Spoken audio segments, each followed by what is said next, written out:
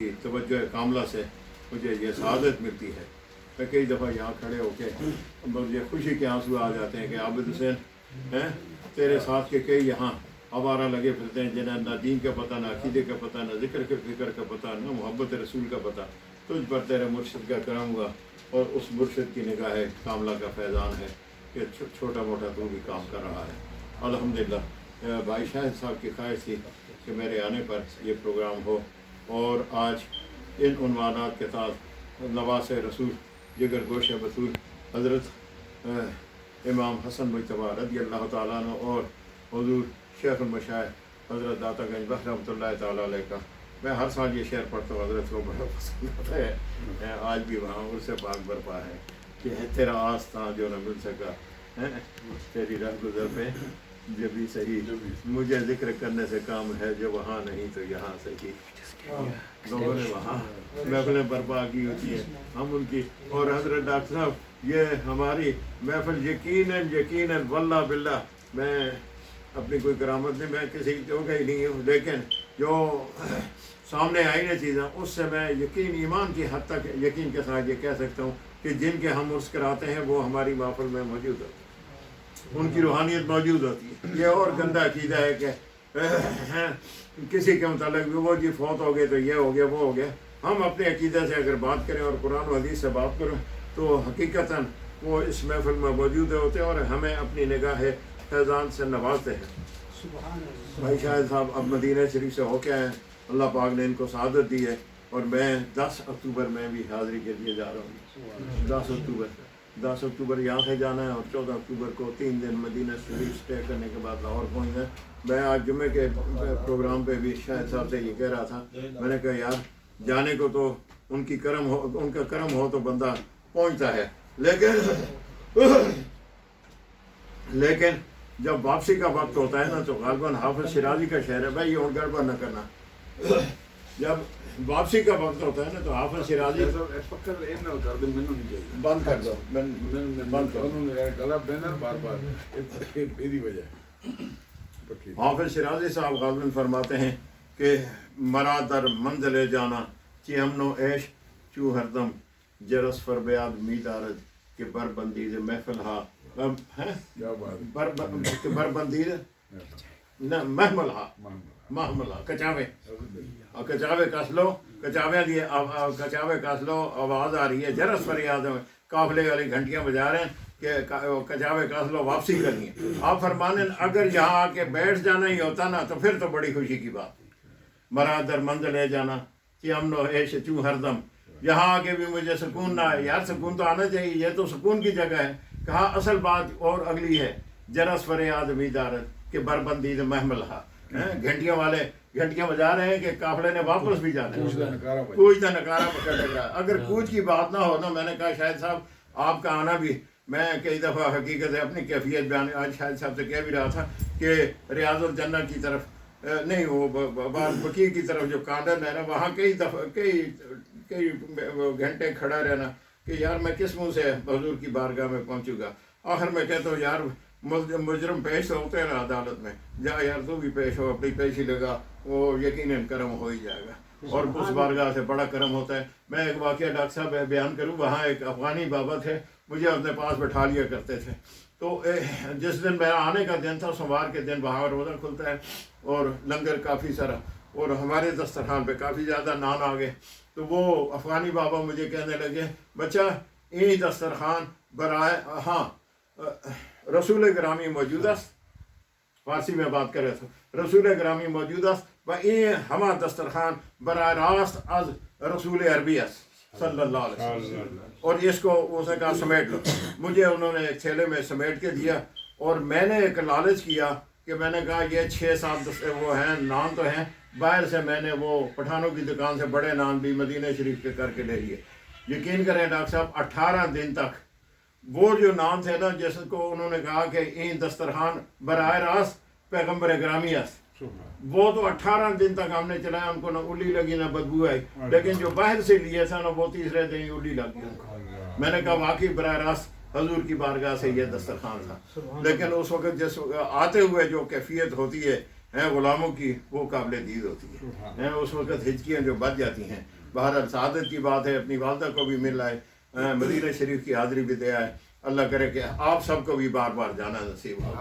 تو حضرات گرامی، اب تلاوت کو چونکہ ذکر کا حلقہ ہو چکا، ذکر لازمی ہوتا ہے، ختم خواجگان حلقہ ذکر، اب تلاوت چھوٹی لمبا کرو مگانا جی۔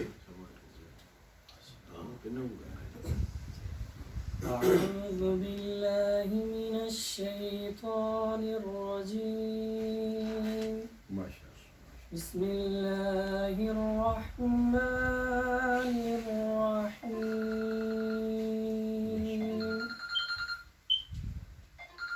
والتين والزيتون وطور سينين وهذا البلد الأمين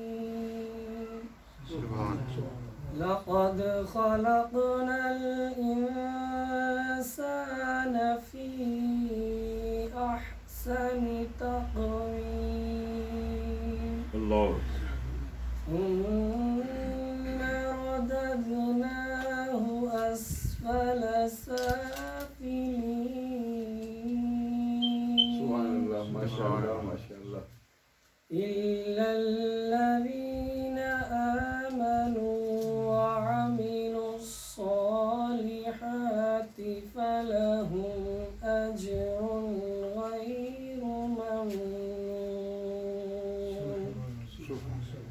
فما يكذبك بعد بالدين أليس الله بأحكم الحاكمين ماشاء اللہ۔ صدق الله العظيم صلی اللہ علیہ یا رسول اللہ وسلم علیک یا حبیب اللہ۔ اللہ اللہ نبی کا گھرانہ، یہ گھرانہ براء البراء ہے۔ اللہ اللہ نبی کا گھرانہ، یہ گھرانہ براء البراء ہے۔ اللہ اللہ نبی کا گھرانہ، یہ گھرانہ وراء الوراء ہے۔ اس میں حسنین ہے فاطمہ ہے، اس میں حسنین ہے فاطمہ ہے۔ اس گھرانے میں مشکل کشا ہے، اس میں حسنین ہے فاطمہ ہے۔ اس گھرانے میں مشکل کشا ہے، اور لب پہ ہے تذکرے پنجتن کے، پھول مہکے ہیں میرے چمن کے۔ لب پہ ہیں تذکرے پنجتن کے، پھول مہکے ہیں میرے چمن کے۔ ایسا ان کے کرم نے نوازا، اپنی قسمت پہ دل جھومتا ہے۔ ایسا ان کے کرم نے نوازا، اپنی قسمت پہ دل جھومتا ہے۔ اللہ اللہ نبی کا گھرانہ، یہ گھرانہ وراء الورا امتی ہوں میں شاہ زمن کا، ہوں بیکاری میں آقا حسن کا، امتی ہوں میں شاہ زمن کا، ہوں بیکاری میں آقا حسن کا، اور صدقے جاؤں میں ان کی عطا پر، دینے والے نے سب کچھ دیا ہے، صدقے جاؤں میں ان کی عطا پر، دینے والے نے سب کچھ دیا ہے، اللہ اللہ نبی کا گھرانہ، یہ گھرانہ وراء الورا ہے، اور خیر سے تم ہی خیر الورا ہو، اور آپ ہی سید الانبیاء ہو، خیر سے تم ہی خیر الورا ہو، اور آپ ہی سید الانبیاء ہو، کوئی تجھ سا ہوا ہے نہ ہوگا، تیرے رب کا یہی فیصلہ ہے، اللہ اللہ نبی کا گھرانہ، یہ گھرانہ وراء الورا ہے۔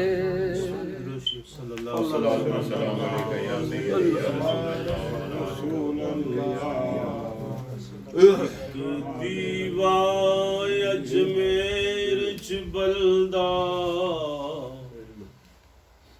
ایک پاک پتن وچ بلدا، وچ لاہور ہجویری داتا، جڑا سب دے دیوے پردا، لاٹاں سب بغداد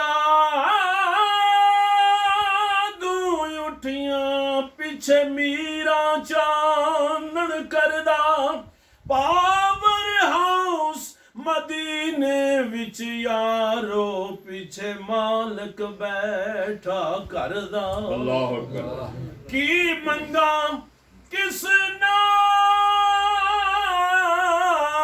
تے منگا، کی میرے وچ میرا بن منگیوں داتا، تو دے دیویں کی جاندائی تیرا، میرے داتا ہماری حاضری منظور ہو جائے، میرے داتا ہماری حاضری منظور ہو جائے، تو پھیلے پنجتا جھولی میری بھرپور ہو جائے، تجلیات کا مرکز تمہارا آستانہ ہے، تجلیات کا مرکز تمہارا آستانہ ہے، تیرے دربار جو آئے وہ نور و نور ہو جائے، تیرے دربار جو آئے وہ نور و نور ہو جائے، محی الدین کا صدقہ، معین الدین کا صدقہ، محی الدین کا صدقہ، معین الدین کا صدقہ، میں دوں مولا علی کا واسطہ منظور ہو جائے، میرے داتا ہماری حاضری منظور ہو جائے، نہ جائیں گے کبھی خالی تمہارے آستانے سے، نہ جائیں گے کبھی خالی نہ آئیں گے کبھی خالی تمہارے آستانے سے امیر صابری کی یہ دعا منظور ہو جائے پنج تن دی غلامی نے بڑا مان ودایا ہے پٹا گل وچ نوکری دا سیداں دا پایا اللہ حاجی حاجی صاحب حافظ عبدالرزاق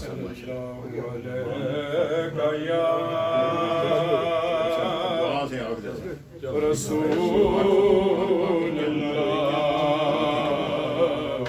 وسلم علیہ یا حبیب اللہ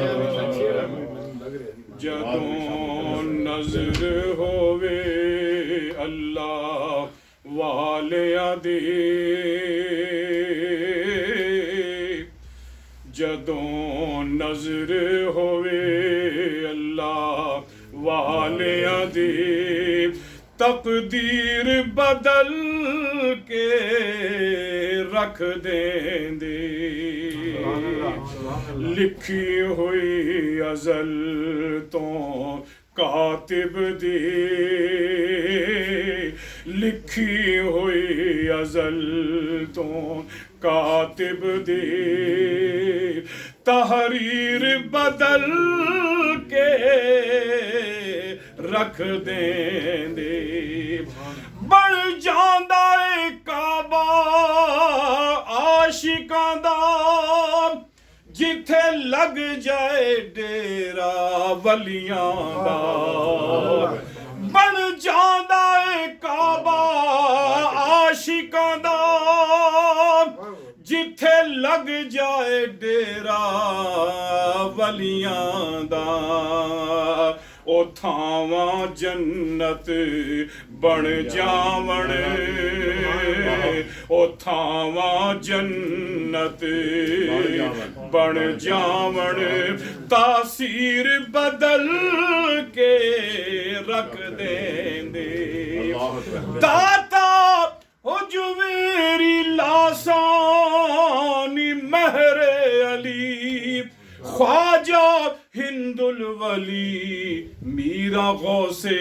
جلی داتا ہو جو میری لاسانی مہر علی خواجہ ہند الولی میرا غوث جلی کیسے کیسے دیے میری سرکار نے یہ نگینے ہمیں روشنی کے لیے کیسے کیسے دیے میری سرکار نے یہ نگینے ہمیں روشنی کے لیے داتا ہو جو میری لاسانی مہر علی خواجہ ہند الولی میرا غوث جلی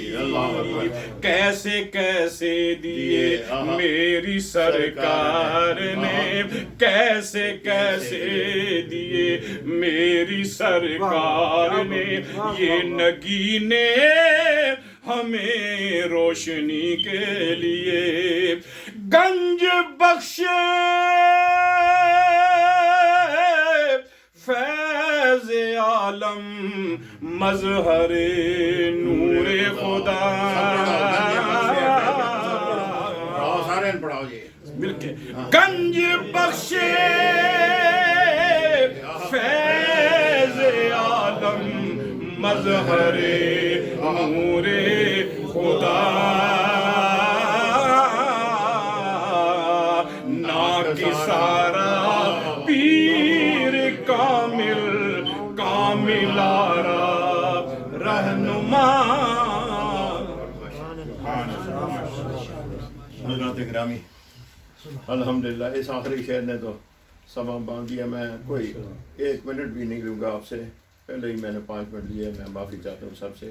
میں آپ کے اور حضرت کے درمیان، حضرت صاحب کا خطاب بڑا قیمتی ہوتا ہے، ان کے 1 منٹ قیمتی ہے. میں آپ کے اور ان کے درمیان حائل نہیں ہونا چاہتا. بصد احترام ملتمس ہوں کہ حضرت صاحب اپنا خطاب جاری فرمائیں. بسم اللہ. نحمده ونصلي ونسلم على رسوله الكريم سبحان اللہ. أما بعد فأعوذ بالله من الشيطان الرجيم بسم الله الرحمن الرحيم. إنما يريد الله ليذهب عنكم الرجس أهل البيت سبحان اللہ. ويطهركم تطهيرا. سبحان اللہ. صدق الله العظيم. إن الله وملائكته يصلون على النبي صلی اللہ علیہ وسلم. يا أيها الذين آمنوا صلوا عليه وسلموا تسليما. اللهم صل على محمد اللهم صل على سيدنا ومولانا محمد وعلى آل سيدنا ومولانا محمد وبارك وسلم. سبحان اللہ. الله رب محمد صلى الله عليه وسلم. نحن عباد محمد صلی اللہ صلى عليه وسلم.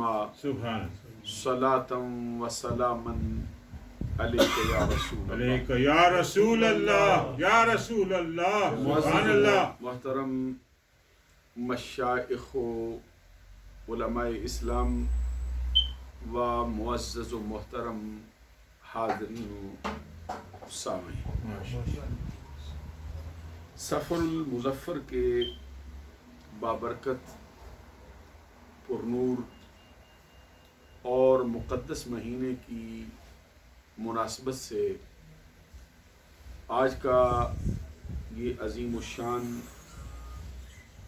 پروقار اور روح پرور پروگرام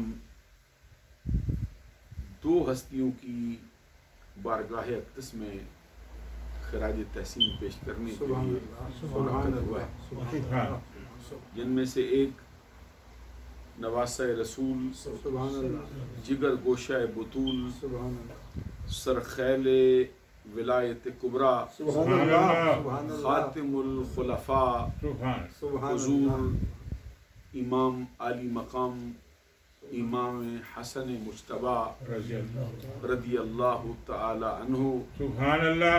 اور دوسرے امام الاولیاء حضرت داتا گنج بخش علی حجویری رضی اللہ تعالی عنہ ہیں. سبحان اللہ. تقریب کی صدارت اور سرپرستی فرما رہے ہیں عالمی مبلغ اسلام، پیر طریقت، مجاہد اہل سنت، حضرت مولانا پیر صوفی عابد حسین صاحب مجددی نقشبندی دامت برکاتہم العالیہ والقدسیہ. سبحان اللہ. بطور مہمان خصوصی ہماری درخواست پر تشریف فرما ہیں کشتہ عشق مصطفیٰ و کشتہ عشق پیر و مرشد محترم المقام جناب ڈاکٹر بابر ریاض صاحب عابدی نقشبندی مجددی دامت برکاتہم العالیہ والقدسیہ. اور آپ کی معیت میں تشریف فرما ہیں محترم المقام جناب ڈاکٹر حامد صاحب عابدی دامت برکاتہم العالیہ والقدسیہ.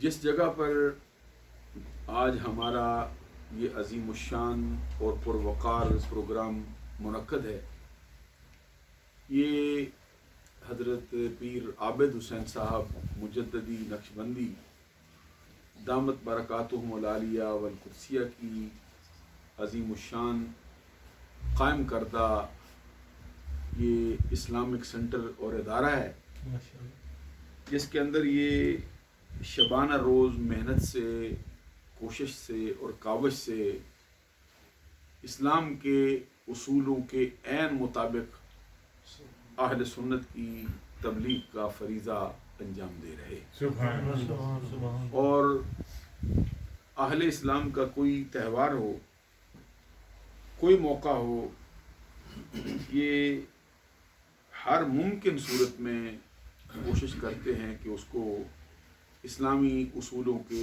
عین مطابق منایا جائے، اور اس کو مناتے ہوئے تبلیغی فریضہ انجام دیتے ہوئے باقاعدہ محافل کا انعقاد کیا جائے۔ ان کے جو اقدام ہیں اس کو میں دیکھتا ہوں سرزمین پاکستان میں بھی اور یہاں سرزمین انگلینڈ میں بھی، یہ بہت جلد پائے تکمیل کو پہنچ رہے ہیں، ماشاءاللہ۔ اور ان کی جو بے لوث خدمت ہے اس کے سبب سے اہل اسلام کا جو نظریہ ہے اہل سنت کے اصولوں اور نظریات کے عین مطابق بہت وسعت پا رہا ہے۔ سبحان اللہ۔ میری دعا ہے کہ اللہ تبارک و تعالیٰ ان کے جتنے منصوبہ جات ہیں اس میں ان کو کامیابی اور کامرانی عطا فرمائے، اللہم آمین۔ اور جتنے اہل سنت کے لیے، اہل حق کے لیے ان کے مراکز کام کر رہے ہیں، اللہ تعالیٰ ان کی سرپرستی میں ان تمام مراکز کو اپنی تائید عطا فرمائے۔ آمین۔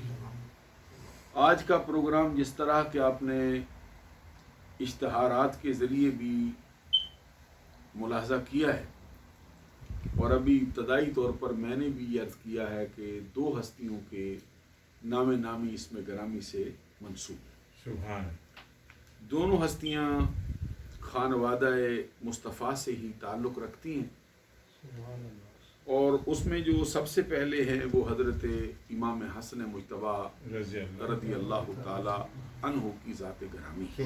سبحان اللہ۔ آپ کو معلوم ہے کہ وہ خانوادہ اہل بیت کے ایسے عظیم الشان چشم و چراغ ہیں کہ جن کی مثال خانوادہ اہل بیت میں بھی دستیاب نہیں ہوتی۔ اللہ۔ بے شک بے شک۔ ان کو اللہ تبارک و تعالی نے شریعت، طریقت، معرفت اور حقیقت کا امام بنایا ہے، سبحان اللہ۔ اور ان کو ولایت روحانی کے ساتھ ساتھ اللہ تبارک و تعالی نے امامت کبریٰ کے مرتبے پر بھی فائز فرمایا۔ خانوادہ اہل بیت میں یہ ہستیاں ہیں جو امامت کبریٰ کے مرتبے پر فائز ہوئی ہیں۔ روحانیت کے اعتبار سے تو ہماری نظر میں وہی مرتبہ امامت کبریٰ کا ہے، سبحان اللہ۔ لیکن یہ جو اہل سنت کے نظریات کے مطابق جو اسلامک ٹرمینالوجی میں امامت کبریٰ کا مرتبہ ہے، وہ خانوادہ اہل بیت میں سب سے پہلے حضرت علی شیر خدا رضی اللہ تعالیٰ عنہ۔ سبحان اللہ۔ اور اس کے بعد پھر یہ حضرت امام حسن مجتبی رضی اللہ تعالیٰ عنہ کو عطا کیا گیا۔ ویسے آپ کو معلوم ہے کہ امامت کبریٰ کا جو مرتبہ امت مسلمہ میں ہے وہ سب سے پہلے حضور صدیق اکبر رضی اللہ تعالیٰ عنہ کو عطا کیا گیا۔ اس امت کے سب سے پہلے غوث بھی ابو بکر صدیق ہیں، اللہ اور سب سے پہلے امام بھی حضرت ابو بکر صدیق ہیں۔ رضی اللہ۔ سبحان اللہ۔ یہی نظریہ جو میں نے آپ کی خدمت عالیہ میں عرض کیا ہے، یہی صحابہ کرام کے نظریات ہیں، یہی اہل بیت اطہار کے نظریات، سبحان۔ اور یہی اہل سنت کے 1400 سال سے نظریات چلے آ رہے ہیں۔ سبحان جہاں تک آپ کے خاندان کا تعلق ہے تو اس کے لیے میں یہ آپ کی خدمت عالیہ میں عرض کرتا ہوں کہ خانوادہ اہل بیت کی جو محبت ہے وہ اہل اسلام کے افراد پر فرض قرار دی گئی۔ اللہ حضرت امام شافعی رحمۃ اللہ علیہ کا ایک بڑا عمدہ شعر ہے جو اکثر ہماری محافل میں پڑھا جاتا ہے۔ میں یہ سمجھتا ہوں کہ جب تک اس کو پڑھا نہ جائے یہ عقیدہ اہل سنت کا اہل بیت اطہار کے بارے میں صحیح انداز کے ساتھ واضح نہیں ہوتا۔ اللہ وہ فرماتے ہیں یا اہل بیت رسول اللہ حبکم فرد من اللہ فی القرآن انزلہ یکفیکم من عظیم الفخر انکم من لم یصلی علیکم لا صلاۃ لہ۔ اے نبی صلی اللہ علیہ وسلم کے گھرانے والوں، تمہاری محبت رب ذوالجلال نے تمام امت محمدیہ پر اپنی پاکیزہ کتاب قرآن مجید میں فرض کے طور پہ نازل فرمائی۔ سبحان اللہ یکفیکم من عظیم الفخر انکم، تمہارے لیے تمہارا ہر قدم باعث فخر ہے، لیکن ان فخروں میں جو بہت اونچا فخر ہے وہ یہ ہے کہ جو شخص اپنی نمازوں میں تم پر درود نہ پڑے اس کی نماز صرف قبولیت کو نہیں۔ اللہ اور پھر خانوادہ اہل بیت اطہار میں جو یہ حضور مولا علی شیر خدا رضی اللہ تعالیٰ عنہ کے بیٹے ہیں اور جن کو حضور ملکہ فردوس بری نور چشم رحمت للعالمین ہمارے آقا کے جگر کا ٹکڑا، عظمت کا در نہاں، عفت کا گنج گراں، شہزادی کون و مکان، سیدۃ نساء اہل الجنہ، سیدۃ نساء العالمین، حضرت فاطمۃ الزہرا رضی اللہ تعالی عنہ کے واسطے سے جن شہزادوں کو نبی اکرم صلی اللہ علیہ وسلم کا بیٹا ہونے کا شرف و اعزاز حاصل ہے، ان کی محبت حقیقت میں سرکار ہی کی محبت ہے۔ یہ حضرت میر عبد الواحد بالگرامی ایک بہت بڑی ہستی ہوئے ہیں، تقریباً 400-450 برس پہلے انہوں نے اہل سنت کا نظریہ بیان کرتے ہوئے یہ بات بیان فرمائی ہے کہ حب اولاد نبی حب نبی است، ہر کے رائی حب نہ باشد اجنبی است۔ اس کا مطلب یہ ہے کہ نبی صلی اللہ علیہ وسلم کی اولاد کی محبت حقیقت میں نبی اکرم صلی اللہ علیہ وسلم کی اپنی ہی محبت ہے، اور جس شخص کو یہ محبت نصیب نہیں ہوئی ہے وہ کسی اور جماعت کا بندہ ہو سکتا ہے، اہل سنت کے نظریات سے اس کا کوئی تعلق نہیں۔ ہر کے رائی حب نہ باشد اجنبی است، جس کو یہ محبت نصیب نہیں ہوئی وہ سنی نہیں کہلا سکتا، کسی اور جماعت کا بندہ ہو سکتا۔ تو خود نبی اکرم صلی اللہ علیہ وسلم کا جو فرمان ہے ان شہزادوں کے بارے میں وہ یہ ہے کہ جو ان سے محبت کرتا ہے وہ اللہ کا محبوب ہو جاتا ہے۔ آپ اندازہ لگائیے کہ ان سے محبت کرنے والا صرف اللہ کا محب نہیں ہوتا بلکہ اللہ کی محبوبیت کے درجے پر فائد ہوتا ہے۔ خود نبی اکرم صلی اللہ علیہ وسلم نے ایک موقع پر ان دونوں شہزادوں کے بارے میں اپنے ایک صحابی سے فرمایا ھذا نبنایا وابنبنتی۔ حضرت اسامہ بن زید رضی اللہ تعالیٰ عنہ آپ کے مخاطب ہیں، ان سے آپ نے سرکار نے فرمایا کہ یہ دونوں میرے بیٹے ہیں۔ حضرت امام حسن مجتبی رضی اللہ تعالیٰ عنہ اور حضرت امام حسین رضی اللہ تعالیٰ عنہ، ان دونوں کے بارے میں فرمایا ھذا نبنایا وابنبنتی، اے اسامہ بن زید یہ دونوں میرے بیٹے ہیں۔ وجہ کیا ہے ان کے میرے بیٹے ہونے کی؟ کہ میری بیٹی فاطمہ کے بیٹے۔ پھر سرکار نے اس وقت دعا فرمائی اللہم انی احبہما فاحبہما واحب من یحبہما، کما قال النبی صلی اللہ علیہ وسلم۔ اس کا مطلب یہ ہے کہ سرکار نے اللہ کی بارگاہ میں عرض کیا مولا میں ان دونوں شہزادوں سے بہت پیار کرتا ہوں، یہ دونوں مجھے محبوب ہیں، یہ دونوں میرے پیارے ہیں، اور تیری بارگاہ میں عرض کرتا ہوں کہ تو بھی ان کو اپنا محبوب بنا، تو بھی ان سے پیار کر، تیری بارگاہ سے بھی ان کو پیار کا تحفہ، پیار کی جو شفقت کی جو انتہا ہے وہ ملے۔ اور ساتھ ہی فرمایا نہ صرف ان سے بلکہ قیامت تک آنے والا جو بندہ ان سے سچی محبت کرے تو اس کو بھی محبوب بنا لے۔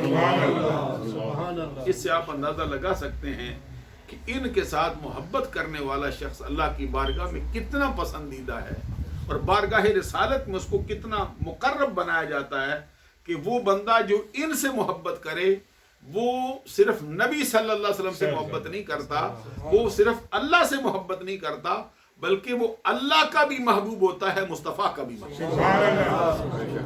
انہی دونوں ہستیوں کے بارے میں پھر نبی اکرم صلی اللہ علیہ وسلم کا وہ مشہور فرمان ہے جو نبی اکرم صلی اللہ علیہ وسلم نے اپنے صحابی حضرت حذیفہ بن یمان رضی اللہ تعالی عنہ کے سامنے بیان فرمایا، اور فرمایا کہ ان ھذا ملک لم ينزل الارض قط قبل هذه الليلہ استاذن ربه ان يسلم علی ويبشرنی بان فاطمة سیدۃ نساء اہل الجنہ وان الحسن والحسین سیدا شباب اہل الجنہ۔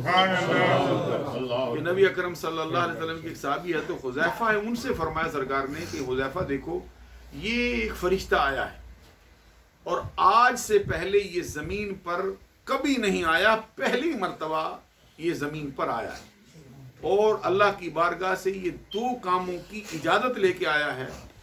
ایک تو مجھ کو سلام کرنے آیا ہے، اور دوسرا مجھ کو خوشخبری سنانے آیا ہے کہ میری بیٹی فاطمہ جنت کی عورتوں کی سردار ہے، اور یہ میرے دونوں شہزادے حسن و حسین جنت کے جوانوں کے سردار ہیں۔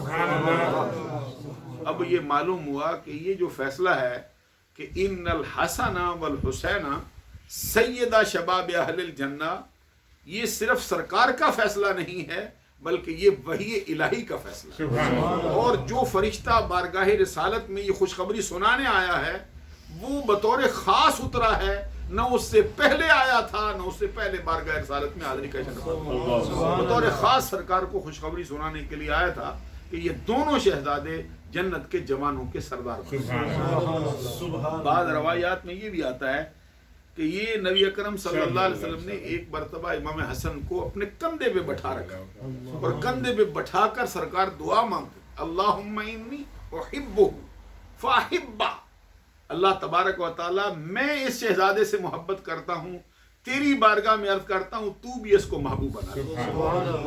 آپ اندازہ لگا سکتے ہیں کہ پھر ان دونوں شہزادوں کا اور بالخصوص امام حسن مجتبی رضی اللہ تعالی عنہ کا بارگاہ رسالت میں جو ہے وہ کتنا اونچا مرتبہ تھا۔ یہ تو ہے ان کے فضائل و مناقب کے باب میں۔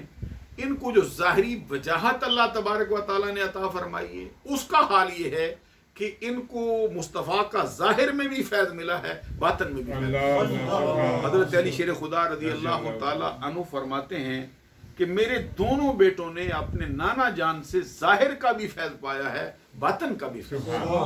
فرماتے ہیں کہ جو میرا بیٹا ہے حسن، اس کا حال یہ ہے، الحسن اشبہ رسول اللہ صلی اللہ علیہ وسلم من الصدر الى الراس، والحسین اشبہ النبی صلی اللہ علیہ وسلم ما کان اسفل من ذلك، کہ میرا بیٹا حسن اپنے سر کے بالوں سے لے کر اپنے سینے تک یا اپنے ناف تک، اور میرا بیٹا حسین اپنے سینے سے لے کر یا ناف سے لے کر اپنے پاؤں کے ناخنوں تک اپنے بدن کے ایک ایک رونگٹے میں اپنے نانا مصطفیٰ کی تصویر، جن کا ظاہر بھی مصطفیٰ سے ملتا ہے، جن کو باطن بھی مصطفیٰ سے عطا کیا گیا۔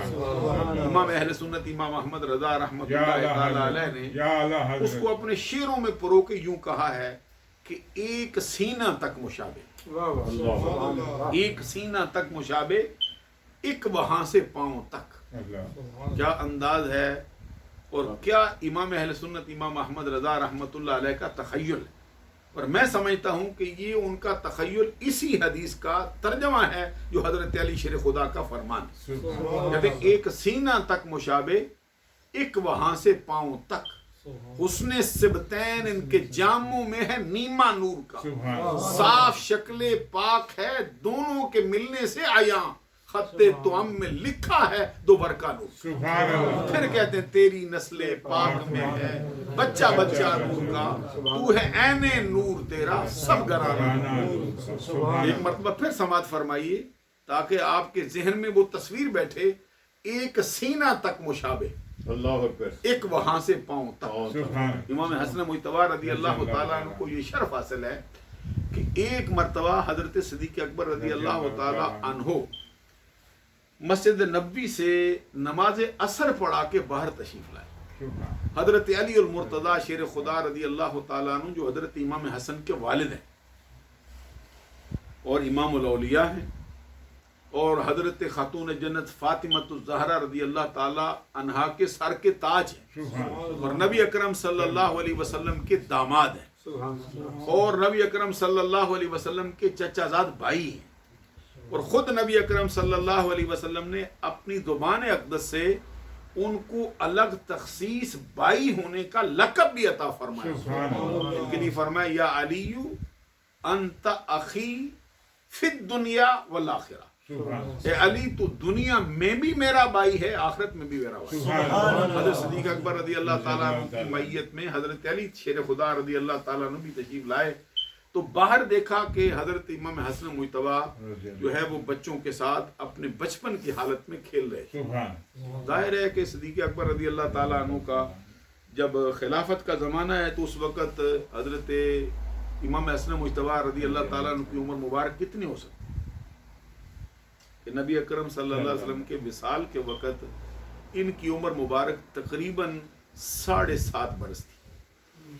صدیق اکبر رضی اللہ تعالیٰ عنہ کی خلافت کا زمانہ تو 2 سال سے چند ماہ اوپر رہا ہے، تو یہ صدیق اکبر کی ظاہری زندگی میں زمانہ یہ بات پیش آئی ہے تو کتنی عمر ہو سکتی؟ اللہ، ظاہر ہے 8 سال ہو سکتی، 9 سال ہو سکتی، کہ آپ کا جو پیدائش مبارک کا سن ہے وہ 3 ہجری ہے۔ اللہ، ہجرت تیسرے سال رمضان المبارک کی 15 تاریخ کو امام حسن مجتبی رضی اللہ تعالیٰ عنہ کی ولادت باسعادت ہوئی ہے، اور یہ پہلے شخص ہیں جن کے کان میں نبی اکرم صلی اللہ علیہ وسلم نے اذان پڑھی، سبحان اللہ، جن کے دوسرے کان میں نبی اکرم صلی اللہ علیہ وسلم نے خود تکبیر فرمائی، اللہ، جن کو تحنیک کرنے کے لیے سرکار دو جہاں صلی اللہ علیہ وسلم نے اپنا لعاب دہن عطا فرمایا، اللہ، جن کا نام نامی اس میں گرامی سرکار نے خود اپنی زبان اقدس سے رکھا، سبحان جن کے عقیقے کے اندر نبی اکرم صلی اللہ علیہ وسلم نے 2 مینڈے ذبح خود فرمائے، اللہ، جن کے سر کے بال اتار کر نبی اکرم صلی اللہ علیہ وسلم نے ان کے وزن کے برابر چاندی خود صدقہ کی۔ سبحان یہ نبی اکرم صلی اللہ علیہ وسلم کا ان شہزادوں کے ساتھ پیار کا یہ حال ہے۔ بلکہ بعض روایات میں یہ آتا ہے کہ نبی اکرم صلی اللہ علیہ وسلم نے ان کے نام رکھتے وقت جبریل امین کو مشورے کے لیے طلب کیا تھا کہ بتاؤ اس بچے کا نام کیا ہے۔ سبحان اللہ، یہ مرتبہ امام حسن مجتبی رضی اللہ تعالیٰ عنہ کو حاصل ہے کہ جن کا نام رکھنے کے لیے مشورہ جبریل سے طلب کیا ہے۔ آپ اندازہ لگا سکتے ہیں کہ کیا مرتبہ ہے، کیا شان ہے۔ آج کسی کے گھر میں بچہ پیدا ہو تو کس سے مشورہ لیتے ہیں؟ وہ بڑی ان کے لیے بڑی عقیدت والی ہستی ہو، کوئی اپنے پیر سے مشورہ لیتا ہے، کوئی اپنے استاد سے مشورہ لیتا ہے، کوئی اپنے دوست سے پوچھتا ہے، تو سرکار دو جہاں صلی اللہ علیہ وسلم نے سدرہ کے طائر محبت اسرار الہیہ حضرت جبریل امین کو مشورے کے لیے طلب کیا ہے، بچاؤ اس بچے کا نام کیا رکھیں۔ سبحان اللہ، تو جبریل امین نے پھر بارگاہ رسالت میں عرض کیا، حالانکہ حضرت علی شیر خدا خود بھی ان کا نام تجویز کرتے تھے، لیکن نبی اکرم صلی اللہ علیہ وسلم نے وہ حضرت علی کا رکھا ہوا نام جو ہے وہ اس موقع پر جو ہے برقرار نہیں رکھا، سبحان، کیونکہ بہت ہی بلند و بالا ہستی حضرت علی المرتضی شیر خدا رضی اللہ تعالی عنہ، ان کا اپنا خیال ہے تو نبوت کا فیصلہ اپنا ہے۔ سبحان اللہ، حضرت علی شیر خدا رضی اللہ تعالیٰ نے اپنے دونوں بیٹوں کے وقت ایک ہی خیال کیا تھا کہ میں ان کا یہ نام رکھتا ہوں، یہ نام رکھتا ہوں، تو سرکار جواب میں فرماتے نہیں، یہ نام نہیں ہوگا بلکہ ان کا یہ نام، حالانکہ نبی اکرم صلی اللہ علیہ وسلم کو حضرت علی شیر خدا رضی اللہ تعالیٰ عنہ کی جو چاہت تھی وہ بہت زیادہ عزیز تھی اور بہت زیادہ پسند تھی. لیکن سرکار دو جہاں صلی اللہ علیہ وسلم نے جبریل امین سے پوچھا بتاؤ اس کا نام کیا رکھیں. تو یہ جواب میں جبریل نے عرض کیا سرکار حضرت علی شیر خدا رضی اللہ تعالیٰ عنہ کو آپ سے وہی نسبت ہے جو حضرت موسیٰ علیہ السلام کو حضرت ہارون علیہ السلام کے ساتھ. تو ہارون علیہ السلام کو اللہ نے 3 بیٹے دیے تھے, اللہ ان کو بھی 3 ہی دے گا. معلوم ہو کہ امام حسن پیدا ہوئے تو تینوں بیٹوں کی خوشخبری ساتھ آ گئی. سبحان اللہ کہہ رہے. تو سرکار نے فرمایا بتاؤ پھر ان کے کیا نام تھے. یہاں سے پتہ چل گیا کہ حضرت علی کو وہی نسبت ہے جو حضرت موسیٰ علیہ السلام کے ساتھ حضرت ہارون علیہ السلام. تو یہ اہل سنت کے نظریات کے اندر اس میں کسی قسم کا کسی کا کلیجہ تنگ نہیں ہوتا ہے اس بات کرنے. نبی اکرم صلی اللہ علیہ وسلم نے جو بات آپ فرمائی ہے وہی اہل سنت نے برقرار رکھی. کیونکہ نبی اکرم صلی اللہ علیہ وسلم نے خود بھی فرمایا تھا حضرت علی سے جنگ تبوک پر جاتے وقت حضرت علی شیر خدا رضی اللہ تعالی عنہ کو سرکار نے سرزمین مدینۃ المنورہ میں اپنا خلیفہ مقرر کر دیا. سرکار کی معیت میں کتنے لوگ تھے؟ 40,000 کے قریب افراد تھے جو جنگ تبوک میں سرکار کے ساتھ اس جنگ میں شرکت کے لیے گئے. حضرت علی شیر خدا ایک ہی جنگ کے اندر پیچھے رہے ہیں, یہ جنگ تبوک. تو سرکار دو جہاں صلی اللہ علیہ وسلم نے حضرت علی کو روک دیا تو فرمایا کہ آپ یہاں رہیں. حضرت علی شیر خدا جن کو بڑی محبت ہے جنگ کرنے سے, میدان ضرب و حرب سے ان کا بڑا تعلق ہے, تلوار لڑانے میں ان کو بہت لطف آتا ہے اور دشمنان اسلام کا قلع کما کرنے میں وہ اپنا ثانی نہیں رکھتے ہیں. اللہ نے ان کو بڑا جری فرمایا ہے, بڑے شجاع ہیں, بڑے بہادر ہیں, بڑے دلیر ہیں.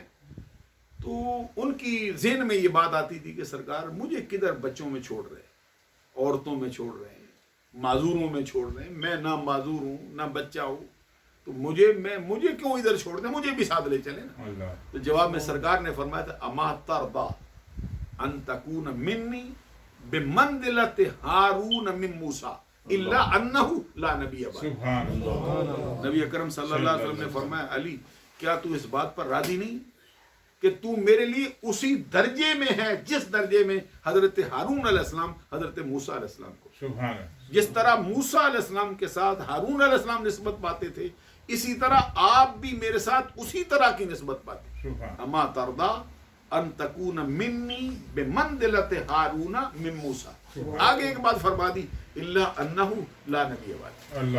ہاں فرق یہ ہے کہ ہارون علیہ السلام نبی تھے لیکن میں نبوت کا دروازہ خود بند کر چکا ہوں. اب میرے بعد کوئی نیا نبی ہو نہیں سکتا, اس لیے تو نبی نہیں ہے لیکن دوسرے درجے اللہ تعالیٰ نے تجھ کو عطا کر. حضرت علی شیر خدا رضی اللہ تعالیٰ عنہ کو اہل سنت کا کوئی سینہ اس سے تنگ نہیں ہوتا کہ حضرت علی کا منصب سنیں یا اس سے گھبرا جائیں یا کہیں جو سرکار کا فرمان ہے علی کے لیے اس کے لیے بھی ہمارا سینہ کھلا ہے, جو فرمان ہے ابو بکر کے لیے اس کے لیے بھی ہمارا سینہ کھلا ہے, جو فرمان ہے فاروق اعظم کے لیے, جو فرمان ہے عثمان غنی کے لیے, جو فرمان ہے امام حسن کے لیے, جو فرمان ہے امام حسین کے لیے, جو فرمان ہے صحابہ کے لیے, جو فرمان ہے اہل بیت کے لیے. ہمارے سر بھی اس کے سامنے جھکے ہیں, ہمارا سینہ بھی اس کے لیے. یہ بات میں اس لیے کہنا چاہتا ہوں کہ کسی کے ذہن میں کوئی بات نہ بیٹھ جائے کہ معاذ اللہ اہل سنت جو ہے وہ اس خانوادے سے اس طرح کا پیار نہیں کرتے یا حضرت علی کو وہ مرتبہ نہیں دیتے. تو نبی اکرم صلی اللہ علیہ وسلم نے جبریل امین سے پوچھا تھا بتاؤ اس بچے کا نام کیا رکھیں. یہاں سے آپ اندازہ لگائیے کہ یہ بچہ کتنا قیمتی ہے, کس قدر اس کا اونچا درجہ ہے, کس قدر اس کا مقام ہے. نبی اکرم صلی اللہ علیہ وسلم نے پوچھا جبریل کیا نام, کہتے ہیں سرکار ہارون علیہ السلام کو جو نسبت موسیٰ علیہ السلام سے ہے وہی نسبت علی کو آپ کی ذات کے ساتھ. ایک بات یاد رکھنے والی ہے کہ ہارون علیہ السلام موسیٰ علیہ السلام کے حقیقی بھائی تھے, وہ چچا زاد بھائی نہیں تھے, حقیقی بھائی. دوسری بات یہ بھی یاد رکھنے والی کہ ہارون علیہ السلام موسیٰ علیہ السلام سے عمر میں بڑے تھے, وہ عمر میں چھوٹے نہیں تھے. تیسری بات یہ ہے کہ ہارون علیہ السلام کا انتقال موسیٰ علیہ السلام سے پہلے ہوا ہے. بات کی سمجھ آتی ہے؟ نہیں کوئی نہیں آتی کیونکہ آپ کی توجہ ہی نہیں تو سمجھ گیا. یہ تین باتیں میں کہتا ہوں آپ سے. ہارون علیہ السلام موسیٰ علیہ السلام کے حقیقی بھائی, उनकी माँ उनका बाप एक ही माँ एक ही बाप से हैं, हजरत मूसा अलैहिस्सलाम और हारून अलैहिस्सलाम। एक बात हो गई। दूसरी बात ये तय हो गई कि हजरत हारून अलैहिस्सलाम उम्र में मूसा अलैहिस्सलाम से बड़े हैं। तीसरी बात ये है कि मूसा अलैहिस्सलाम से पहले उनकी जिंदगी में हारून अलैहिस्सलाम का इंतकाल हो चुका है। मालूम हो गया कि ये जो सरकार के उसी दर्जे में हजरत अली शेर खुदा है, इसके अंदर कोई मखसूस निस्बतें पाई जाती हैं, कोई खुसूसी राज पाए जाते हैं, कोई खुसूसी बातें पाई जाती हैं जिससे सिर्फ अहले फहम ही आगाह हो सकते हैं, दूसरा बंदा आगाह नहीं हो सकता। हजरत अली शेर खुदा रज़ी अल्लाह ताला अन्हु को सरकार ने वो मर्तबा दिया और उस मौके पे सरकार को हजरत जिब्रील अमीन ने अर्ज किया, सरकार हारून अलैहिस्सलाम के 3 बेटे, अल्लाह इनको भी 3 ही दे देगा। यानी मालूम हो गया कि जो निस्बत इधर पाई जाती है वो निस्बत उधर भी पाई जाती है। जो मकाम इनका इधर है वो मकाम रब की बारगाह में भी मौजूद है। हजरत अली शेर खुदा रज़ी अल्लाह ताला अन्हु से फिर उनके बेटे के लिए सरकार ने जिब्रील अमीन से पूछा, तो उन्होंने कहा कि मूसा अलैहिस्सलाम के 3 बेटे थे, तो जो उनके नाम थे मैं चाहता हूँ वही नाम रख दिए जाए। तो नबी अकरम सल्लल्लाहु अलैहि वसल्लम ने फरमाया, बताओ क्या नाम है? उन्होंने कहा कि एक बड़े बेटे का नाम था शब्बर, दूसरे बेटे का नाम था शुबैर, तीसरे बेटे का नाम था मुशबिर। तो सरकार ने फरमाया कि इनको भी 3 ही होंगे, तो ये नाम इब्रानी है, ये हमारी जुबान के नाम नहीं है, हमारी जुबान में इनका क्या माना बनता है? तो जिब्रील अमीन ने अर्ज किया था, सरकार शब्बर का माना है हसन, तो शुबैर का वजन भी वही है, माना ये है हुसैन, और फिर मुशबिर का जो माना है वो है मोहसिन।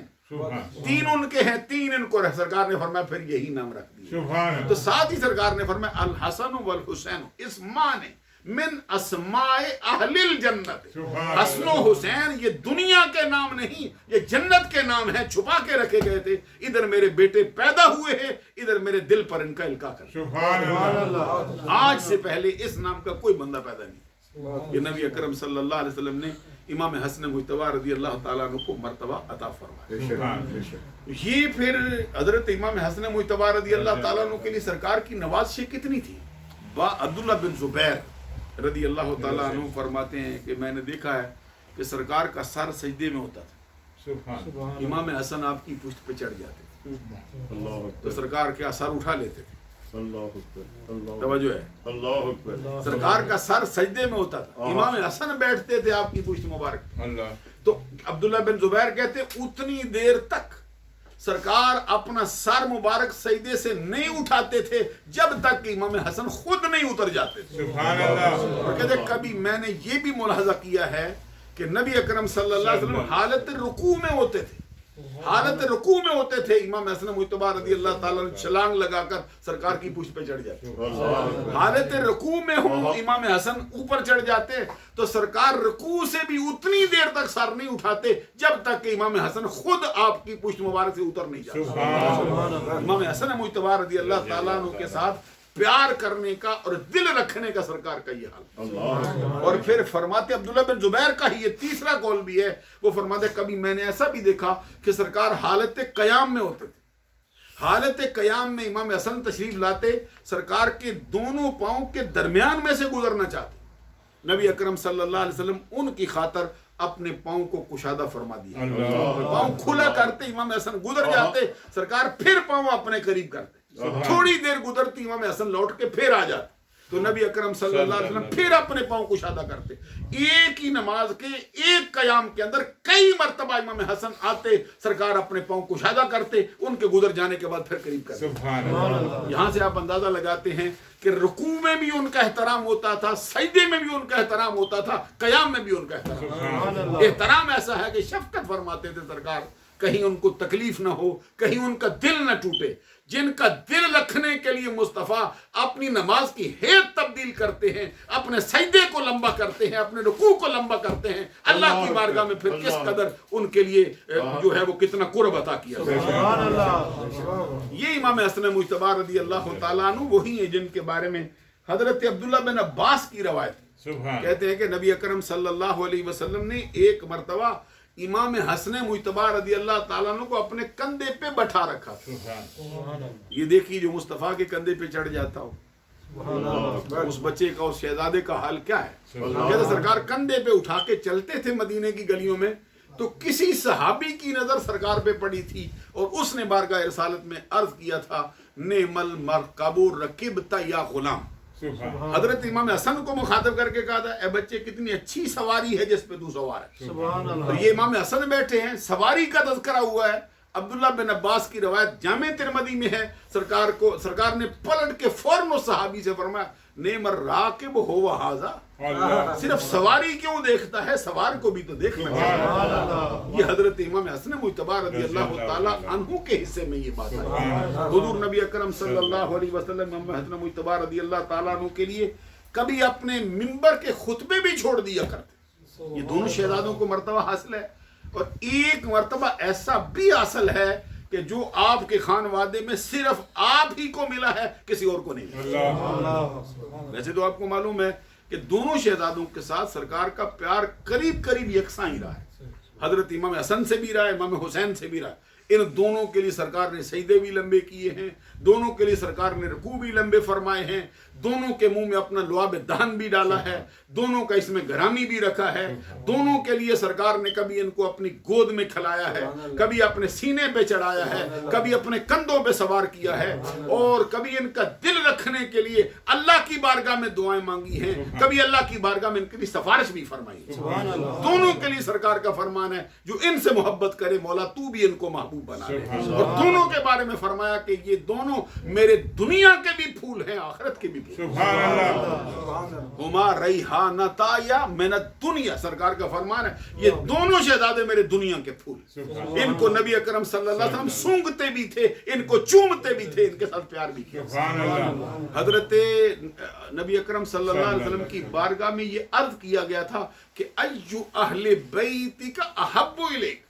سرکار یہ فرمائیے کہ آپ کو پورے خانوادے سے اہل بیت سے بڑا پیار ہے، لیکن اہل بیت کے کون کون سے افراد ہیں جو زیادہ آپ کو محبوب ہیں؟ اس موقع پہ نبی اکرم صلی اللہ علیہ وسلم نے فرمایا تھا الحسن والحسین. سبحان اللہ کہیے الحسن والحسین.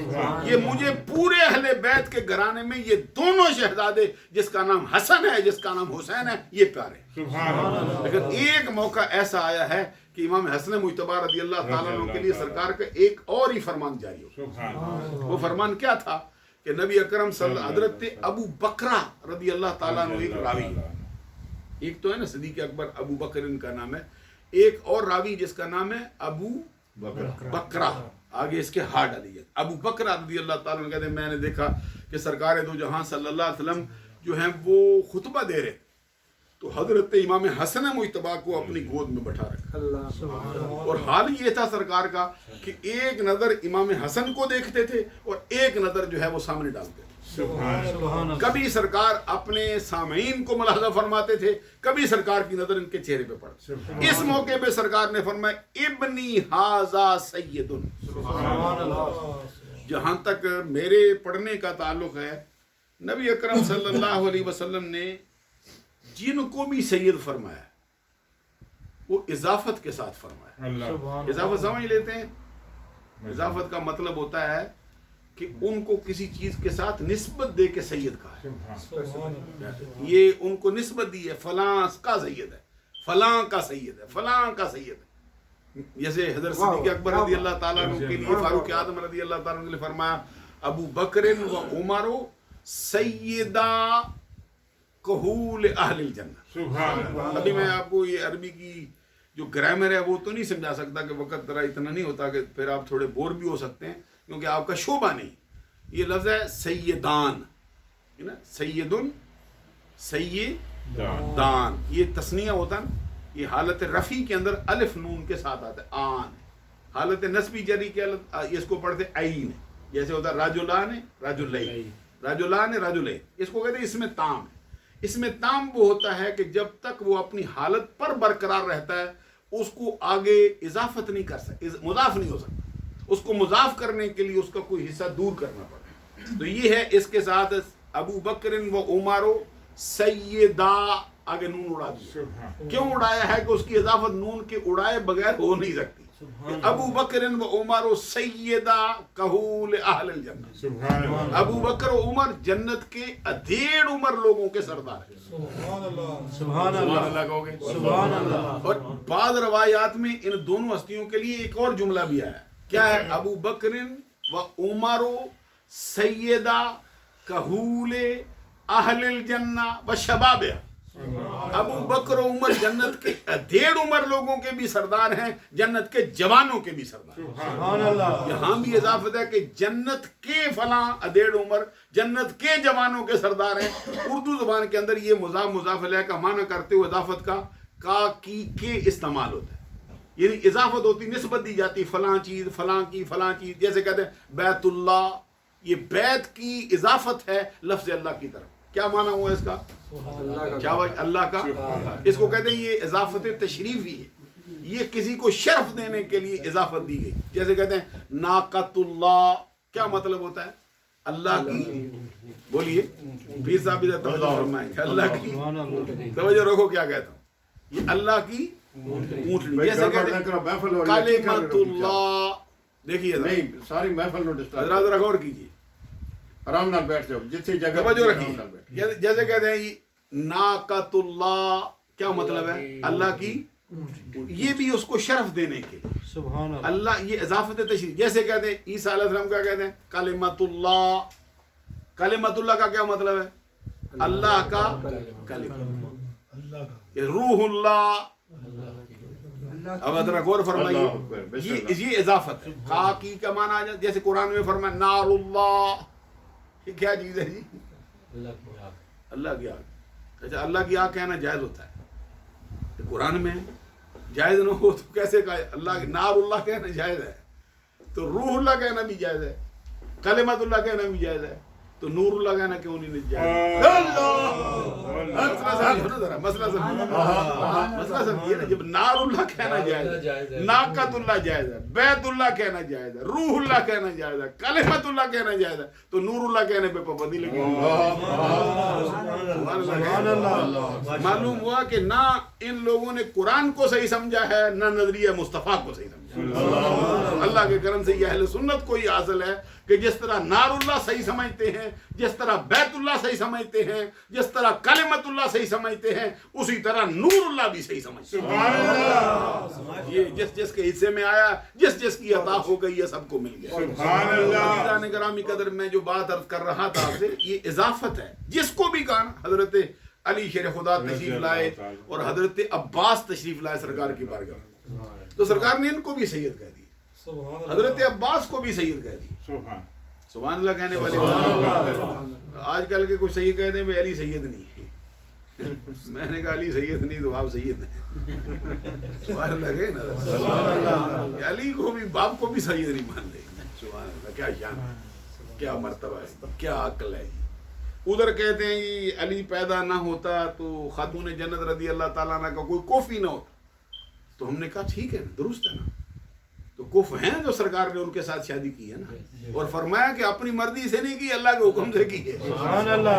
اتنا مرتبہ دیا حضرت. اور حضرت فاطمہ الزہرا کسی موقع پہ کوئی بات کہتی تو سرکار فرماتے, فاطمہ یہ میرے خاندان بنو ہاشم میں 2 بندے چنے گئے ہیں, اللہ 2 بندے چنے گئے ہیں, تیسرا نہیں. اس مرتبے پہ آیا, خاتون جنت پوچھتی کون کون چنا گیا, فرمایا ایک تیرا بابا چنا گیا ہے, ایک تیرے سر کا تاج علی چنا گیا. سبحان اللہ. علی شیر خدا رضی اللہ تعالیٰ عنہ کو آج کوئی لگے تھی وہ سید نہیں. کبھی پڑھ کے دیکھو نا, میں نے ایک تقریر کے اندر 11 حدیثیں پیش کی ہیں, سرکار نے حضرت علی کو سید کہا ہے. سبحان اللہ. جب شاید ہو سکتا ہے کسی کیسٹ کے اندر یہ موجود ہوگا کہ کچھ عرصہ پہلے میں نے تقریباً کوئی 15 سال 16 سال پہلے کی بات ہے جب یہ تقریر کی. تو اللہ کے کرم سے کوئی مضمون نہیں تھا اس وقت بھی میرا, یہ میں ویسے ہی تقریر کر رہا تھا, درمیان میں کسی نے کوئی بات کہہ دی تو میں نے 11 حدیثیں پیش کی. 11 باتیں کہ حضرت علی کو سرکار نے سید کہا. اچھا جب میں پیش کرتا ہوں عباس تشریف لائے, تھوڑی سی بات سن لیں گے نا, جی جی مضمون سے تھوڑا سا ذرا ہٹ رہا ہو. تو حضرت علی شیر خدا تشریف لائے, عباس لائے تو سرکار نے دونوں سے فرمایا, ایک چچا ایک بھتیجا, انتما سید العرب. سبحان اللہ. انتما سید دل, اس کو دال کے زبر سے پڑھتے ہیں کہ دان ہے, یہ سیدل نہیں ہے کیونکہ سیدو تو ایک ہوتا ہے، یہ سیدن سیدان ہے، تو نون جو ہے نا وہ اضافت مضاف کرنے کے لیے جب تک نون نہ اڑائیں اس وقت تک مضاف نہیں ہوتا، اس کو کہتے ہیں اس میں تام ہوتا ہے، اس میں تام کو جب تک تبدیل نہ کریں مضاف ہو ہی نہیں سکتا۔ یہ فرمایا انتما سید العرب، سبحان اے عباس اے علی تم دونوں عرب کے سید ہو، سبحان اللہ، تو یہ اضافت ہوگی نا عرب کے سید ہو، تو شباب اہل جنت جنت کے سید ہو، سبحان سیدہ شباب جنت کے جوانوں کے سید ہو، سبحان جس کو بھی فرمایا نا یہ فرمایا کہ تم جنت سیدہ تو نساء اہل الجنت، سبحان جنت کی عورتوں کی سیدہ ہو، جس کو بھی فرمایا یہ اضافت کے ساتھ فرمایا، جس کے لیے سرکار نے فرمایا اس کو فرمایا کہ حضرت بلال حبشی سے فرمایا کہ تم جو حبش والے لوگ ہیں ان کے سید، سبحان سلیمان فارسی کو فرمایا تم فارس والوں کے سید، یہ سرکار نے ان کو تقسیم عنایت فرما دی۔ حضرت ابی بن کعب سے فرمایا تم قاریوں کے سید ہو، جن کی باری دو ہستیوں کے بارے میں نے پڑھا سرکار نے سید کہا لیکن اضافت نہیں، اضافت نہیں کی، پھر یہ نہیں فرمایا فلاں کے سید ہو، مطلق فرما دیا۔ مطلق کا کیا مطلب ہوتا ہے کہ وہ اس پر قید نہیں لگتی، حد ہی کوئی نہیں، اس پر قید ہی کوئی نہیں، حد ہی کوئی نہیں اس کی کہ تم یہاں بھی سید ہو وہاں بھی سید ہو، بچپن میں ہو تب بھی سید ہو، جوانی میں ہو تب بھی سید ہو، بڑھاپے میں ہو تب بھی سید ہو، دنیا میں ہو تب بھی سید ہو، آخرت میں ہو تب بھی سید ہو۔ یہ مرتبہ کس کس کو ملا ہے؟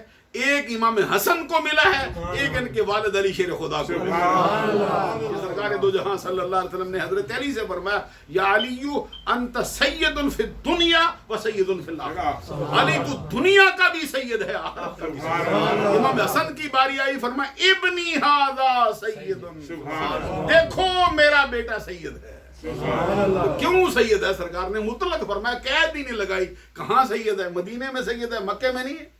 یہ مکے میں ہوگا تب بھی سید ہوگا، مدینے میں ہوگا تب بھی سید ہوگا، کوفے میں ہوگا تب بھی سید ہوگا، امیر معاویہ کا فیصلہ کرے گا تب بھی سید ہوگا، عثمان کی بات کرے گا تب بھی سید ہوگا۔ حضرت امام حسن مجتبی رضی اللہ تعالیٰ عنہ کے لیے اس وقت فرمایا ابنی ھذا سید، میرا بیٹا سید ہے، کہ فرمایا بلا اللہ ان یصلح به بین فئتین عظیمتین من المسلمین، میرے بیٹے کے سید ہونے کا یہ منصب، اس کو سزاوار ہونے کا یہ وجہ یہ ہے کہ میرا اللہ تبارک و تعالی اس کے سبب سے مسلمانوں کے دو گروہوں میں، صرف دو نہیں فرمایا عظیمتین، دو بڑے گروہوں میں جو عظمت والے گروہ ہیں، مسلمانوں کے گروہ ہیں، ان کے درمیان صلح کا سبب کروانا، سبحان اللہ، جس کے سبب سے حضرت امیر معاویہ رضی اللہ تعالیٰ عنہ اور حضور مولا علی شیر خدا رضی اللہ تعالیٰ عنہ کا جو گروہ تھا ان کی صلح کروانے کا سبب بھی امام حسن نے، ان کے بچپن کے اندر سرکار نے ان کو یہ مرتبہ عطا فرمایا ہے اور ان کو یہ شان ہے۔ سرکار دو جہاں صلی اللہ علیہ وسلم کے وصال کے وقت ان کی عمر میں نے عرض کیا ہے کہ تقریباً 7.5 برس کے قریب ہے۔ بعض علماء نے ایسے راویوں کی جو تحقیق کی ہے اس کے اندر ان کا فرمان ہے کہ امام حسن ان سرکار کے صحابہ میں سے ہیں جنہوں نے سرکار سے براہ راست 13 حدیثوں کی روایت کی۔ اب 7.5 سال کی عمر کا بچہ ہو تو 13 حدیثیں بذات خود سنے، امت کو سنا دے۔ سبحان اللہ، ہمارے 7.5 سال کے بچے ہوں تو شعور نہیں رکھتے، یہ علی کا بیٹا ہے، فاطمہ کا بیٹا ہے، براہ راست مصطفیٰ سے 13 حدیثیں سنی ہیں، منوان لفظ بلفظ امت محمدیہ کے سامنے۔ سبحان اللہ، یہ مرتبہ امام حسن مجتبی رضی اللہ تعالیٰ عنہ کو حاصل ہے، اور پھر 25 حج پیدل چل کے فرمائے، 25 حج پیدل کی امام حسن مجتبی رضی اللہ تعالیٰ عنہ نے۔ اور بعض نے یہ لکھا ہے کہ ہر موقع پر اپنے غلاموں کو سواریوں پہ سوار کرتے تھے، خود ننگے پاؤں چل کے، ننگے پاؤں چل کے سرزمین مدینہ۔ تو کبھی گرمی میں گئے آپ؟ کسی کو ننگے پاؤں کبھی چل کے حرم سے باہر تک آنا پڑا ہو نا، کبھی مسجد نبی سے جہاں پہ رہتا ہے ادھر ہی آنا پڑا ہو، آپ تو نہیں رہے ایسے، کسی فقیر نے کوئی ایسا حل ہوا ہے تو کبھی ایک مرتبہ گزر کے آتا ہے نا تو پاؤں میں اسی وقت ہی چھالے پڑ جاتے ہیں، وہ چلا نہیں جاتا، بڑا بہادر بندہ بھی ہو تو کبھی آپ اس کا نظارہ بھی کر کے دیکھیں۔ مدینہ شریف میں وہ جو اعلیٰ حضرت کہتے ہیں نا حرم کی زمین اور قدم رکھ کے چلنا، اللہ، ارے سر کا موقع ہے اللہ ہو جانے والے، اللہ حرم کی زمین اور قدم رکھ کے چلنا، ارے سر کا موقع ہے ہو جانے والے۔ اے رضا کبھی کسی سگے تیوا کے پاؤں بھی چومے؟ اللہ کیا سمجھتے ہیں؟ کہتے ہیں آہ تم اور یہ دماغ لے کے چلے، آہ تم اور یہ دماغ لے کے چلے، تو کبھی کسی کو یہ موقع، امام حسن مجتبیٰ کہاں سے چلے؟ ایک مرتبہ دو مرتبہ نہیں، 25 حج پیدل کی، کہاں سے چلے تھے؟ مدینہ شریف سے چل کے مکہ المکرمہ میں کون آیا؟ علی کا لاڈلا، کون آیا ہے؟ مصطفیٰ کا نواسا، کون آیا ہے؟ فاطمہ کے جگر کا ٹکڑا آیا۔ امام حسین رضی اللہ تعالیٰ فرماتے ایک مرتبہ میں نے دیکھا ہے کہ پاؤں میں چھالے پڑ گئے، پانی رستا تھا، کنکر چھپتے تھے، کہتے میں نے دیکھا تو میں دور سے دوڑ کے پھر آپ کے قدموں میں لگ گیا، تو میں نے کہا کہ بھائی جان یہ تکلیف ما لا یطاق ہے۔ تکلیف ما لا یطاق کا مطلب یہ ہے کہ ایسی تکلیف ہے جس کی طاقت آپ کو نہیں دی گئی ہے، اب کیوں ایسا کام کرتے؟ تو آپ غلاموں کو سوار کرتے، خود کیوں نہیں چل کے جاتے؟ فرمایا یہ تیرا نظریہ ہے، مجھ سے پوچھے نا تو میرا دل چاہتا ہے میرا سر پاؤں کی جگہ پہ، تو میں پاؤں کے بل چل کے نہ جاؤں، جس بارگاہ میں جاتا ہوں میرے نزدیک اس کا احترام اتنا ہے کہ سر کے بل چل کے جانے کو ترجیح دیتا ہوں۔ امام حسن مجتبیٰ رضی اللہ تعالیٰ عنہ، پھر انہوں نے اپنی زندگی میں 3 مرتبہ 2 مرتبہ اپنے گھر کا سارا مال اللہ کے راستے میں دے دیا تھا، ان کی سخاوت کا یاد۔ کئی مرتبہ مانگنے والوں کو 1 لاکھ درہم عطا کر دیا، بندہ بہت دیتا، لاکھ درہم عطا کرتے۔ کبھی ایسا ہوتا ہے کہ لاکھ درہم دینے کے بعد کیا کہتے ہیں؟ کہتے ہیں معافی کے تجھ سے طلبگار ہیں، کیونکہ ہم تیرے مانگنے سے پہلے تجھے دے نہیں سکتے۔ کسی نے مانگا نا تو آپ نے فرمایا بیٹھ جا ہمارا رزق آتا ہے، بیٹھ جا ہمارا رزق آتا ہے، دیں گے۔ ابھی بیٹھا ہی تھا، حضرت امیر معاویہ رضی اللہ تعالیٰ نے جو نذرانہ بھیجا تھا وہ اٹھا کے اس کو دے دیا، اور ساتھ ہی فرمایا تو اسے معذرت چاہتے ہیں کیونکہ تجھے مانگنا پڑا، ہمیں تجھے پہلے ہی دینا چاہیے تھا۔ یہ امام حسن مجتبیٰ رضی اللہ تعالیٰ عنہ۔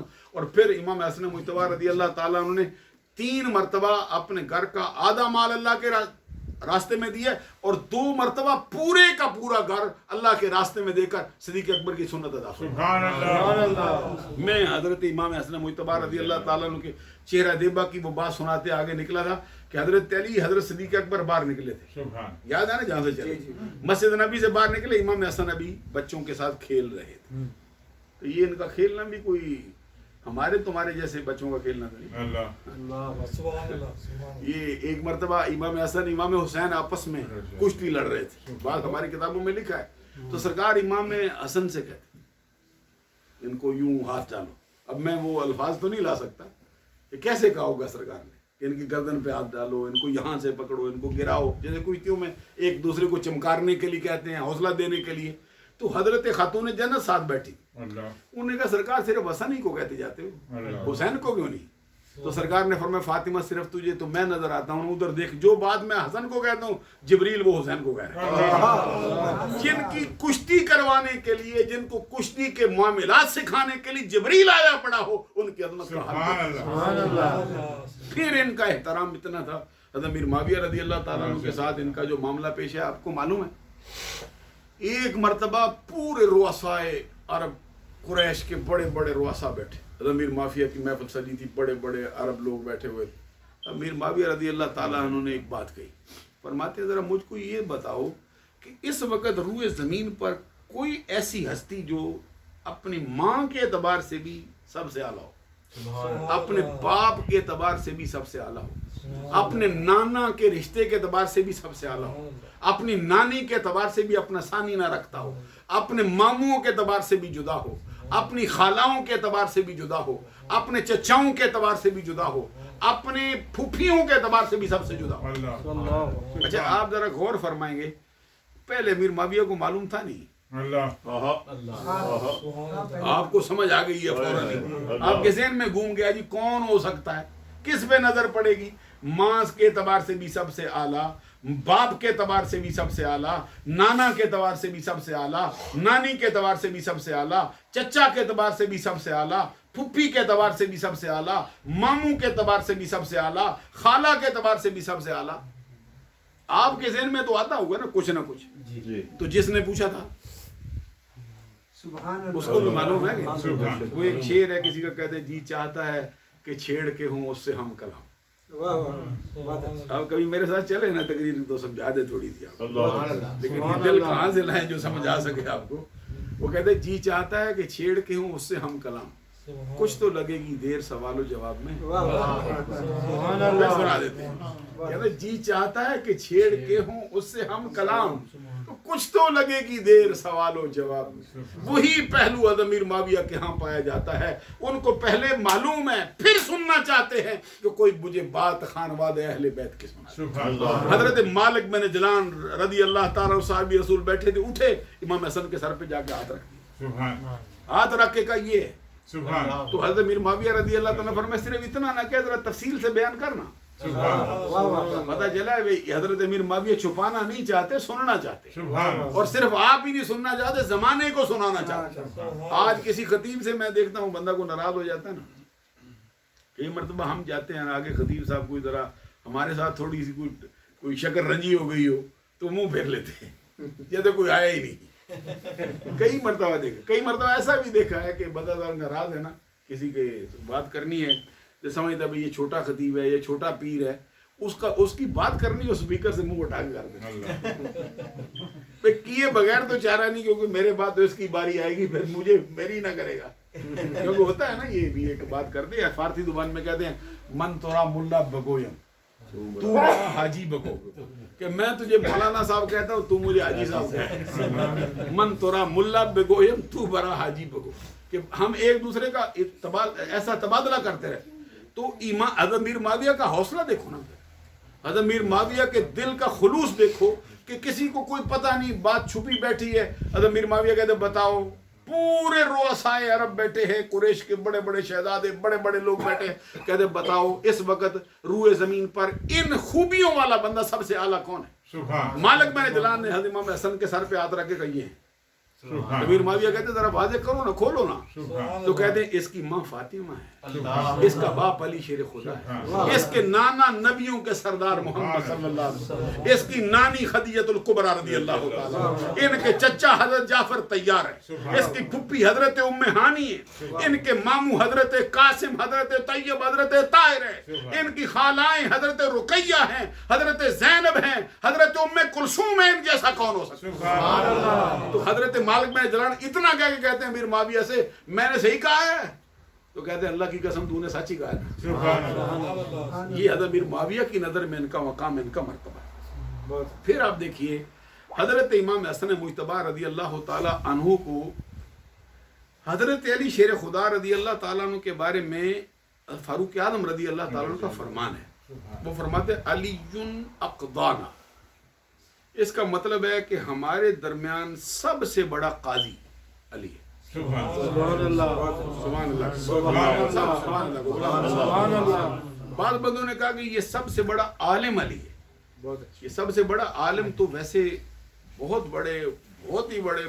ہی بڑے عالم ہیں, لیکن اعلیٰ حضرت فرماتے ہیں, ایک جملہ لے کے کہتے ہیں یہ علم علی ہے. سبحان, ناز کرتے ہیں, آپ بھی ناز کریں نا. باب مدینۃ العلم کہا نا, انا مدینۃ العلم والی, انا دار الحکمت و علی. علی شیر خدا کے علم کا کون سا کنارہ, کون سا کس کی رسائی ہے ان تک سمجھ سکے. اعلیٰ حضرت ایک مقام پہ ان کا فیصلہ لکھتے ہیں, اس کی مدح کرتے ہیں, اس کی تعریف کرتے ہیں, اور پھر کہتے ہیں کہ علم علی ہے. اس کے بعد کہتے ہیں اس سے اوپر علم عمر ہے, اس سے اوپر علم ابو بکر صدیق. علم کے میدان میں بھی عمر کے بارے میں اعلیٰ حضرت کہتے ہیں اس سے اوپر علم عمر ہے, اور اس سے اوپر علم ابو بکر صدیق ہے. تو مصطفیٰ کے علم کا اندازہ کیا کرے, ان کے مرتبے کا یہ حال ہے. حضرت علی شیر خدا رضی اللہ تعالیٰ عنہ کے بارے میں حضرت فاروق اعظم نے کہا ہے کہ علی ہم میں سب سے بڑا قاضی. کیونکہ حضرت علی شیر خدا رضی اللہ تعالیٰ عنہ کو سرکار نے ایک مرتبہ یمن کا قاضی بنایا, اس لیے یمن کے کچھ لوگ حضرت علی کے فیصلوں سے کچھ ناراض ہو گئے تھے. تو یہ جو سرکار کا فرمان ہے, ایک موقع پہ جس سرکار نے فرمایا من کنت مولا ہوں فعلی مولا, جس کا میں مولا ہوں اس کا علی مولا ہے. تو اس کے اندر ایک وجہ یہ بھی تھی کہ جہاں پہ سرکار نے بات فرمائی نا, کیا نام تھا اس کا, کون سی جگہ تھی, غدیر خم. غدیر خم کا موقع پہ کیوں فرمائی تھی یہ بات؟ اگر ادھر بھی ہو سکتی تھی نا, جب خطبہ حجت الوداع دیا ہے تو ادھر دینا بہتر نہیں تھا؟ اللہ اللہ بولو نا، جہاں میں بندے بھی زیادہ ہیں، کیا بات۔ 1,24,000 ادھر ہیں، تو ادھر سارے تو نہیں آئے نا، تو جو مدینہ کی طرف آنے والے تھے وہ آئے ہیں، باقی تو سب چلے گئے۔ اللہ تو مدینہ شریف کی طرف آتے ہوئے جب حرم شریف سے باہر لوٹے، مکہ سے باہر آئے، مدینہ آگے راستے میں آئے نا، غدیر خم پڑتا ہے، اب اس کا ایک راستہ یمن کو جاتا ہے، ایک راستہ مدینہ کو جاتا ہے۔ اللہ تو یمن والے کچھ لوگ حضرت علی سے ناراضگی رکھتے تھے، کیونکہ جس کے حق میں فیصلہ ہو وہ تو خوش ہو جاتا ہے، تو جس کے حق میں فیصلہ نہ ہو تو غلطی تو اس کی ہوتی ہے نا، اللہ تو اپنی غلطی کی بجائے پھر وہ کرنے والے پر ڈال دیتا ہے، اللہ قاضی پہ ڈال دیتا ہے۔ اللہ یہ مجھے ادھر ہنسی آ رہی ہے کہ بعد ایسے فیصلوں میں ہم گئے ہیں، قصور ہمارا نہیں ہوتا، فیصلہ کر بیٹھتے، کہتے نہیں ان کی غلطی ہے، اللہ ہمیں کہہ گئے، لیکن جو فیصلہ تھا حضرت علی، اس کے موقع پہ سرکار نے پھر حضرت علی کے بارے میں فرمایا من کنت مولا ہوں سبحان سبحان جس کا میں مولا ہوں اس کا علی۔ علی مولا حضرت علی شیر خدا کو جب یمن کا قاضی بنا کے بھیجا تھا، حضرت علی شکایت کرتے، کہتے سرکار میرے دل میں اضطراب رہتا ہے، جو فیصلہ کرتا ہوں نا، پھر مجھے میرے دل میں وہ مجھے جو اس کی رائے ہے نا اس پہ اس بات حاصل نہیں ہوتا، میرے دل میں ایک شک، یہ شک ہونا جو ہوتا ہے نا یہ ایمان کا تقاضا ہوتا ہے کہ کہیں ایسا نہ ہو، کہیں ایسا نہ ہو، کہیں ایسا نہ ہو، یہ ایمان والے کے لیے وہ کبھی بے خوف نہیں ہو سکتا، بہت اچھا یہ ایمان والا بندہ ہے بے خوف نہیں ہو سکتا۔ بہت اچھا تو جو منافق ہوتا ہے وہ بے خوف ہو جاتا ہے، ایمان والا بندہ، اس لیے فاروق اعظم پوچھتے ہیں حضرت حذیفہ سے، کہتے ذرا ایک بات مجھے بتانا، حضرت فاروق اعظم پوچھتے تھے اللہ حذیفہ سے، اور میں ایک بات مجھے کہتے کیا، فرماتے ہیں مجھے سرکار نے کہیں منافقوں میں تو نہیں رکھا، اللہ کیا سمجھا سکتے اللہ خوف کا ہی حال ہے، خوف کا ہی حال ہے۔ حضرت عمر پوچھتے تھے، حضرت حذیفہ سے پوچھتے کہیں مجھے منافقوں میں تو نہیں رکھا، یہ عمر کے خوف کا حال ہے۔ تو حضرت علی شیر خدا کے سرکار میں فیصلہ کر دیتا ہوں لیکن مجھے ذرا شک رہتا ہے، تو اس میں مجھے نہ بھیجے، کسی اور کو بھیج دے، یہ منصب ہوتا ہے نا، ملتا ہے کسی کو منصب دو، کہتے نہیں ان کو دے دے، میں قبول نہیں، میرے اوپر ذمہ داری ہے، بہت ذمہ داری، میں کہیں اس میں کوئی حق ابد میں گرفتار نہ ہو۔ تو حضرت علی شیر خدا رضی اللہ عنہ سرکار شکایت کی نا، تو مجھے یہ نہیں حاصل ہوتا، تو سرکار نے فرمایا کہ ہم تجھے وہ جو ہے نا وہ تیرا شک دور کرتے، سرکار نے پھر حضرت علی کو ایسے سینے پہ ہاتھ مارا، اللہ مار کے فرمایا جا، حضرت علی کہتے ہیں اس کے بعد جو بھی فیصلہ کیا ہے پھر کبھی تردد سبحان نہیں، اللہ مصطفیٰ نے دے دیا۔ اب جو بات میں آپ کو سنانے لگا ہوں امام حسن کی، قاضی سلیمان منصور پوری نے رحمت للعالمین کے اندر ایک فیصلہ درج کیا سبحان جو حضرت علی کے فیصلے پر امام حسن نے کیا، اللہ کیسے سمجھا سکتے ہیں؟ پھر آپ اندازہ لگاؤ پھر امام حسن کتنا بڑا قاضی ہے جو علی کے فیصلے پر سبحان اللہ نہیں سمجھا سکتے، تو وہ کیا فیصلہ تھا؟ قاضی سلیمان منصور پوری غیر مقلدین کا بڑا مولوی ہے، اس نے درج کیا ہے اس مقام پہ۔ ابھی میں رحمت للعالمین بھی اتفاق سے چلتے ہوئے لے آیا تھا کہ ذرا اس کو نظر ڈال لوں، راستے میں اس طرح کا موقع تو نہیں مل سکا، لیکن وہ یہ حضرت علی شیر خدا کی بارگاہ میں ایک بندہ پیش کیا گیا، اس بندے کا حال کیا تھا کہ گرفتار کرنے والوں نے اس کو ایسے وقت میں گرفتار کیا ہے کہ اس کے منہ میں چھری دبا رکھی اور اس کا پورا جو سراپا تھا، ہاتھ، اس کے کپڑے خون کے اندر لت پت تھے، اس کو جہاں سے گرفتار کیا گیا اس کے سامنے لاش پڑی تھی، لاش پڑی ہے خون کے اندر لت پت، اوپر بندہ کھڑا ہے، اسی وقت گرفتار کیا ہے حضرت علی شیر خدا رضی اللہ تعالیٰ کے جو حکومتی کریں گے، اس کو پکڑ کے لے آئے۔ حضرت علی شیر خدا نے اس سے پوچھا، اس نے فوراً اقبال جرم کر لیا، حضرت فیصلہ کیا کہ اقبال جرم ہو گیا، اس کو فیصلہ کر دو، لگا دو اس کو تختہ دار پہ، قتل کا بدلہ قتل ہوتا ہے۔ جب حضرت علی نے اس کے بارے میں فیصلہ کیا کہ قتل کا بدلہ قتل ہوتا ہے، ایک بندہ آگے سے باز آیا، اس نے آگے بڑھ کے کہا نہیں یہ بندہ قاتل نہیں ہے، یہ غلط مارا جا رہا ہے، میں قاتل۔ حضرت علی شیر خدا رضی اللہ تعالیٰ سے پوچھا کہ تو کیسے تو قاتل ہے؟ اس نے کہا کہ میں عرابی ہوں۔ عرابی کا کیا مطلب ہوتا ہے کہ میں دیہات کا رہنے والا بندہ، مفلس ہوں، میں نے پیسوں کے لالچ میں اس بندے کو قتل کیا۔ تو کہتے میں قتل کر کے ابھی فارغ نہیں ہوا تھا، بندہ ابھی تڑپ رہا تھا، تو مجھے آہٹ محسوس ہوئی ہے، میں نے دیکھا وہ بندہ آیا تو میں فوراً جھاڑیوں کے اندر چھپ گیا۔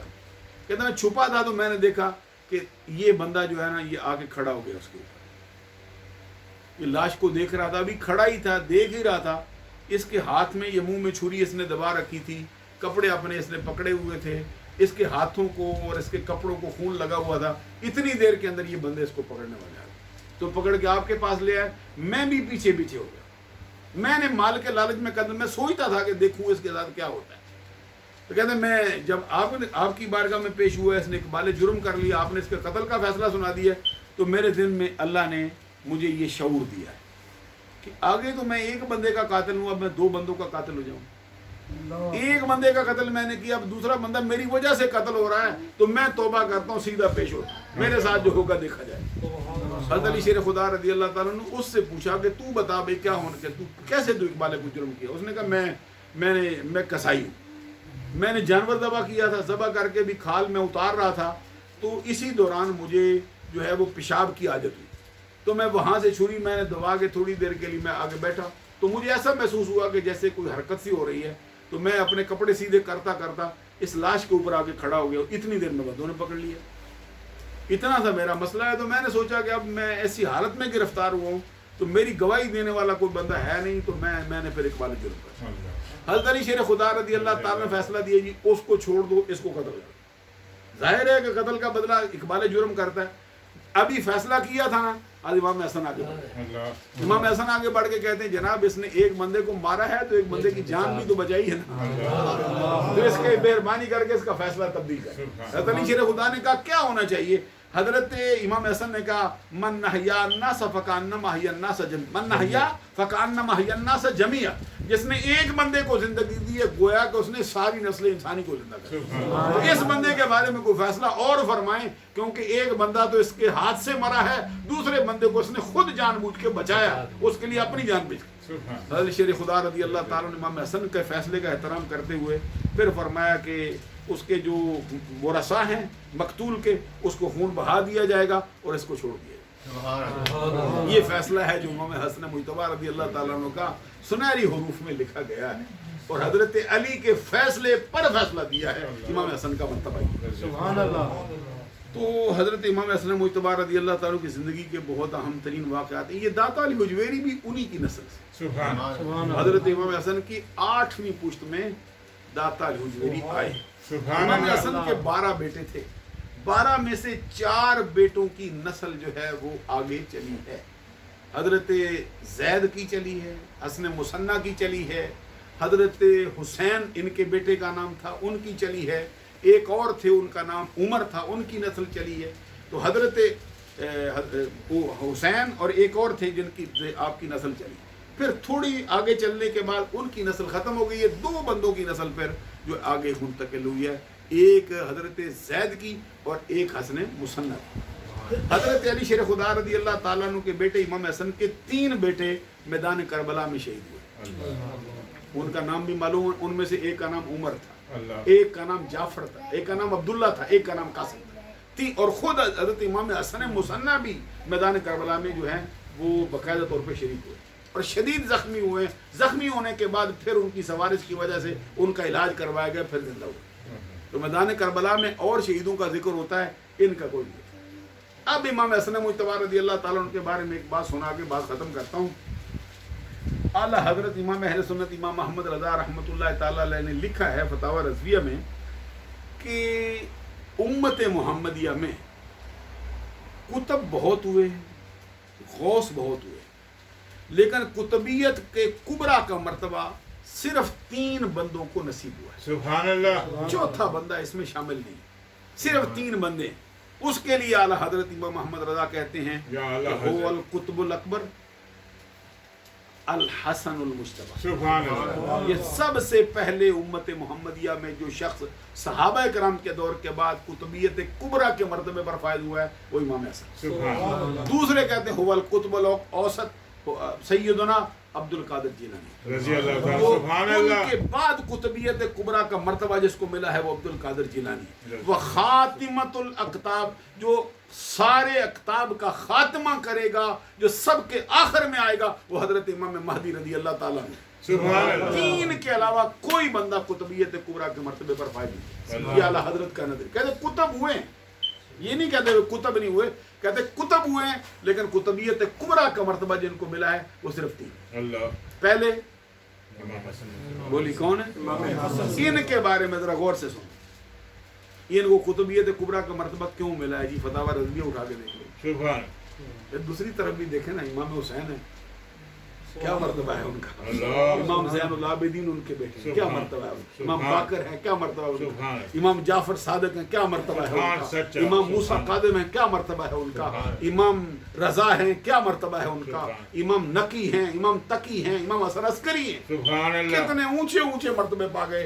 लेकिन कुतुबियत कुबरा जो है वो इमाम हसन के हिस्से में आ गई। सुभान गौसे आदम अब्दुल कादिर जिलानी भी उन्हीं की नस्ल से आए हैं, हजरत हसन मुसन्ना की नस्ल से, सुभान। अब्दुल्ला महज की नस्ल से, दाता अली हुजवेरी भी उन्हीं की नस्ल से आए। सुभान अल्लाह। अब जरा गौर फरमाएंगे बात को।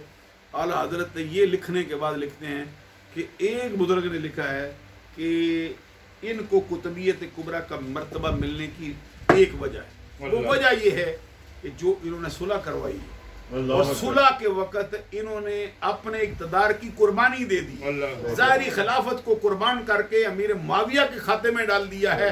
तो अल्लाह ताला को इनकी ये अदा इतनी पसंद आई है, फरमाया ज़ाहिर की खिलाफत की कुर्बानी तूने दे दी है, अब बातन की कुर्बानी या तेरे पास रहेगी या क़यामत तक तेरी औलादी के पास। सुभान अल्लाह। अब मुझे ये कहने की इजाज़त हो सकती है कि जिसके हक में दस्तबरदार होने से कुतुबियत कुबरा मिली है वो कौन है? अल्लाह। तो जिसके हक में दस्तबरदार होने से कुतुबियत कुबरा का इनाम मिले, अगर वो उसके बारे में फैसला सही ना हो तो फिर इनाम होना चाहिए या कुछ और होना चाहिए? अंदाजा लगा लो फिर अमीर मुआविया फिर खुद क्या है। वो आपने बहुत गहरी बात कह दी है ना। ये माशाल्लाह ये आला हजरत इमाम अहले सुन्नत इमाम अहमद रज़ा ने फतावा रज़विया में लिखी, सुभान जिल्द नंबर 28 में लिखी, जहाँ पे गौसे आदम अब्दुल कादिर जिलानी के फज़ाइल लिखे। तो मैं ये कहना चाहता हूँ कि अहले सुन्नत का जो नजरिया है वो इमाम हसन मुज्तबा रज़ी अल्लाह तआला अन्हु के बारे में ये है कि कुतुबियत कुबरा के मर्तबे पर सुभान अल्लाह। और हजरत अली शेर खुदा की जब शहादत हुई है, जनाजा किसने पढ़ाया था? अल्लाह अल्लाह अल्लाह। इमाम हसन ने पढ़ाया। सुभान अल्लाह। अब आप अंदाजा लगाओ ना। अब यहाँ पे एक तफसीर है मेरे पास, ये तफसीर इब्न कसीर है। मैं एक जुमला इसमें से आपकी खिदमत में अर्ज करना चाहता हूँ। इसके जो सफ़ा नंबर मेरे पास है 616 से, ये तफसीर इब्न कसीर, ये तो सारे भाभियों को बहुत पसंद है। ये गैर मुकल्लिदीन तो इसके हवाले देते रहते हैं। ये देख लो, ये मैं सामने से अरबी ज़ुबान में वही पढ़ रहा हूँ। ये जो किताब है ये तफसीरुल कुरान अल अज़ीम लिल इमाम अल मुहद्दिस इब्न कसीर, हाफ़िज़ इमादुद्दीन इब्न कसीर की ये किताब है। ये जिल्द नंबर इसकी 2, ये सफ़ा नंबर इसका जो है ये मुतसिल लाते हैं ना, 1 से शुरू करके फिर आगे लाते, सफ़ा 616। इसके अंदर एक बात कहते हैं कि अन उबादत बिन सामित, उबादा बिन सामित रज़ी अल्लाह ताला अन्हु की रवायत है, क़ाल रसूलुल्लाह सल्लल्लाहु अलैहि वसल्लम, उबादा बिन सामित रज़ी अल्लाह ताला अन्हु सहाबी रसूल कहते हैं अल्लाह के प्यारे रसूल सल्लल्लाहु अलैहि वसल्लम ने फरमाया अल इब्दालु फी उम्मती सलासून, मेरी उम्मत के अंदर 30 अफराद हैं जो अब्दाल के मर्तबे पर फायज होंगे। एक मतलब इसका ये भी हो सकता है कि ये जो है ना ये हर ज़माने के अंदर 30 रहेंगे, एक माना इसका ये भी उलमा ने किया, लेकिन यहाँ पे उसका जिक्र नहीं। कहते हैं उनका मर्तबा क्या, बेहम तकूमुल अर्द, ये वो हैं जिनके सबब से जमीन को कायम रखा जाएगा।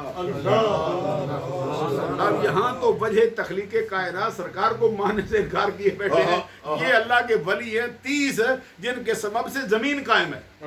आगे हदीस नकल की, आगे कहते हैं वबिहिम तुम तरून वबिहिम तुनसरून, इनके सबब से बारिश नाज़िल की जाएगी, इनके सबब से बंदों की दुश्मनों के मुकाबले में मदद की जाएगी। ये वो अफराद हैं।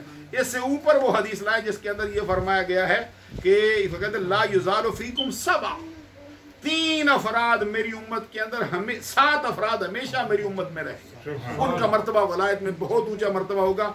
बेहिम तुनसरून व बेहिम तुमतरून व बेहिम तुरज़क़ून, उन्हीं के सबब से बंदों को रिज़्क़ दिया जाएगा, उन्हीं के सबब से दुश्मनों के मुकाबले में मुसलमानों की मदद की जाएगी, उन्हीं के सबब से अल्लाह ताला बारिश नाज़िल फरमाएगा। आगे फरमाते हैं हत्ता यातिया अमरुल्लाह, ये सिलसिला चलता ही रहेगा। कोई ज़माना ऐसा नहीं आएगा जो ज़मीन 7 बंदों से खाली हो, جن کے سبب سے رزق ملے گا، جن کے سبب سے بارش نازل ہوگی، جن کے مقابلے میں دشمنوں کے مقابلے میں فتح یابی اس مسلمانوں کا مقدر قرار دی جائے۔ اور ابھی جو میں حدیث عبادہ بن صامت کی پڑھ رہا تھا، اس کے آخر میں جو تابعی ہے مشہور حضرت قتادہ کہتے قال قتادۃ انی لارجو ان یکون الحسن منہم، حضرت قتادہ کہتے ہیں مجھے کبھی امید ہے کہ ان میں سے ایک امام حسن ہے جس کے صدقے سے بارش نازل ہوتی ہے، ان میں سے ایک امام حسن ہے جن کے صدقے سے بندوں کو رزق دیا جاتا ہے، ایک امام حسن ہے جن کے سبب سے زمین کا نظام قائم رکھا گیا ہے، ایک امام حسن ہے جس کے مقابلے میں مسلمانوں کو دشمن پر فتح دی جائے۔ یہ ہے، آپ دیکھ لیجئے، میں نے آپ کے سامنے پڑھا ہے، یہ تفسیر ابن کثیر ہے، وہابیوں کو بہت پسند ہے، تو بقیہ پسند ہے تو یہ کیوں نہیں پسند ہے؟ یہ کون سی آیت کی جو تشریح ہے؟ فلولا، یہ ہے تلک آیات اللہ نتلوها علیک بالحق وانک لمن المرسلین ولما برز لجالوت وجنوده قالوا ربنا افرغ علينا صبرا وثبت اقدامنا وانصرنا على القوم الكافرين فهزموهم باذن الله وقتل داوود جالوت فآتاه الله الملك والحكمة وعلمه مما يشاء ولولا دفع الله الناس بعضهم ببعض الله فسدت الارض ولكن الله ذو فضل على العالمين۔ اللہ تعالیٰ عمل کی توفیق عطا فرمائے۔ اب داتا علی حجویری کا تذکرہ بھی ہونا چاہیے، لیکن وقت بہت بیت گیا ہے۔ مجھے لگتا ہے داتا گنج بخش علی حجویری امام حسن کے تذکرے سے بہت خوش ہوں۔ ایک دو باتیں صرف کر دیتا ہوں تاکہ ذرا تھوڑا ذکر ہو جائے۔ ابھی جو شعر پڑھا گیا ہے یہ داتا علی حجویری کی شان میں، یہ خواجہ اجمیر کا، گنج بخشے فیض عالم، تو کہتے کلام الملوک ملک الکلام، کہتے کلام الامام امام الکلام، امام کا کلام یہ کلاموں کا بھی امام ہوتا، بادشاہوں کا کلام کلاموں کا بادشاہ ہوتا۔ تو یہ داتا علی حجویری تو ولیوں کا امام ہے، یہ داتا علی حجویری تو غوثوں قطبوں کا بادشاہ ہے۔ حضرت مجد الفسانی رضی اللہ تعالیٰ عنہ فرماتے ہیں کہ میں سرزمین بر صغیر پاک و ہند میں پوری بر صغیر کی دھرتی پر اللہ کی رحمت کی بارش کو برستا ہوا دیکھتا ہوں، لیکن اس کا مرکز لاہور کو پتا۔ اس کا مطلب علماء نے بیان کیا، مطلب یہ ہے کہ لاہور میں داتا علی حجویری رہتا ہے، تو لاہور میں داتا علی حجویری کے فیض کے بغیر ہندوستان کا کوئی بندہ ولایت کے مرتبے پر فائز نہیں۔ تو خواجہ اجمیر جو 90 لاکھ ہندوؤں کو کلمہ پڑھانے والی ہستی ہیں، جنہوں نے ہندوستان کے اندر اسلام کا سورج ایسا چڑھایا ہے کہ قیامت تک پھر وہ ڈوبے گا نہیں، یہ سلسلہ قائم اور دائم رہے گا۔ انہوں نے لکھا تھا گنج بخشے فیض عالم مظہر نور خدا، گنج بخشی خزانے لٹانے والا ہے، عالم کو فیض دینے والا ہے، اللہ کے نور کا مظہر ہے، یعنی اللہ کے نور کا ظہور اس کی ذات سے ہوتا ہے۔ ناقصارہ پیر کامل، ناقص ان کے دروازے پر آئیں ان کو کامل بنا دیتے۔ آگے کہتے ہیں وَقَامِلَ رَا، اس کا مطلب یہ ہے کہ کاملوں کو بھی داتا علی حجویری کی رہنمائی کی ضرورت ہے۔ جتنا بھی کامل ہو گیا پھر بھی اسی دروازے پہ آ کے زانو تلمس طے کرے گا، اسی دروازے پہ جولی پھیلائے گا تب رہنما بنے گا، بڑے بڑا بھی وہ اسی دروازے پہ آئے گا۔ اقبال کا بھی وہ جو انہوں نے نذرانہ آپ کی خدمت میں پیش کیا، اس کے بھی ایک دو شعر ہو جائیں تاکہ یہ حاضری مکمل ہو جائے۔ وہ کیا کہتے ہیں؟ سید حجویر مخدوم امم سے مراد خیر الامم، یعنی ساری امتوں میں بہترین امت امت محمدیہ۔ تو کہتے جو حجویر کا سید ہے نا، حجویر آپ کے علاقے کا نام ہے، یہ جو غزنی کا علاقہ ہے، تو اس میں فرماتے ہیں حجویر کا سید یہ امت محمدیہ کا مخدوم ہے، ساری امت محمدیہ اس کی خادم ہے، یہ ان کا مخدوم، سارے ان کے نوکر خادم ہیں، یہ ان کا مالک۔ آگے فرماتے سید حجویر مخدوم امم مرکد او پیر سنجر راہ حرم۔ اقبال کو بھی سمجھ آئی ہے کہ خواجہ اجمیر کے ذکر سے ہی یہ اونچا ہو سکتا ہے، یہ مرتبہ صحیح بیان ہو سکتا ہے، وگرنہ وہ کہتے ہیں سید حجویر مخدوم امم مرکز او پیر سنجر راہر سبحان اللہ کہتے ہیں ان کی قبر مبارک جو ہے سنجر والا پیر خواجہ معین الدین چشتی اجمیری اس کے ہاں یہ حرم کا درجہ رکھتا سبحان اللہ یہ اقبال کا نظریہ ہے۔ سبحان تو اب آپ اندازہ لگا لو اقبال سنیوں کا ہے یا کسی اور کا ہے؟ اللہ اللہ پھر کہتے ہیں پاسبان عزت ام الکتاب، کتاب ہائے ہائے یہ پاسبان عزت ام الکتاب یعنی قرآن پاک ام الکتاب کہتے ہیں قرآن پاک کی عزت کا پاسبان ہے، رکھوالا ہے دادا سبحان اللہ از نگاہش خانہ ہے باطل خراب، اس کی ایک نگاہ سے باطل کا خانہ خراب ہو گیا۔ معلوم ہوا کہ خواجہ اجمیر داتا علی حجویری کا مظہر بن کے فیض پھیلا رہا ہے، وگرنہ داتا علی حجویری کی ایک نگاہ نے باطل کا خانہ خراب کر رہا۔ تو آخر میں کہتے ہیں خاک پنجابس دم او زندہ کش، خاک پنجابس دم او زندہ کا صبح ما از مہر او تابع۔ سبحان تو اقبال کے نزدیک میں ابھی جمعۃ المبارک پر بھی یہ عرض کر رہا تھا کہ اقبال پنجاب صرف اسی چھوٹی سی دھرتی کو نہیں کہتے کہ جو رحیم یار خان سے آگے تھوڑا صادق آباد کے ساتھ جا کے ختم ہو جاتی ہے، یا ادھر اٹک پہ جا کے ختم ہو جاتی ہے، یا ادھر جو ہے کشمیر کے ساتھ جا کے ختم ہو جاتی ہے۔ اقبال اس کو پنجاب نہیں، ان کی چونکہ پنجابی ہے نا اقبال، تو اقبال کی نظر میں یہ پورا بر صغیر ہی پنجاب ہے۔ سبحان اللہ کیسے سمجھا سکتا ہوں؟ سبحان اللہ کہیں نا۔ خاک پنجاب سے مطلب یہ ہے کہ پورا سب کانٹیننٹ، پورا بر صغیر جو ہے وہ داتا علی حجویری کے دم سے زندہ ہوا۔ سبحان اللہ خاک پنجاب از دم او زندہ کش، صبح ما از مہر او تابندہ کش۔ سبحان ہماری اللہ صبح جو روشن ہوئی ہے یہ داتا علی حجویری کے سورج سے ہوئی ہے۔ ویسے سبحان اللہ اللہ تعالیٰ ہم کو انہی کی غلامی میں زندہ رکھے اور انہی کی غلامی میں قیامت کے دن اٹھائے۔ دوران گفتگو میں سے جتنی چھوٹی بڑی غلطیاں سرزد ہوئی ہوں اللہ سے معافی چاہتا ہوں، آپ لوگوں سے معافی کا طلبگار ہوں۔ وآخر دعوایا ان الحمد للہ۔ سبحان اللہ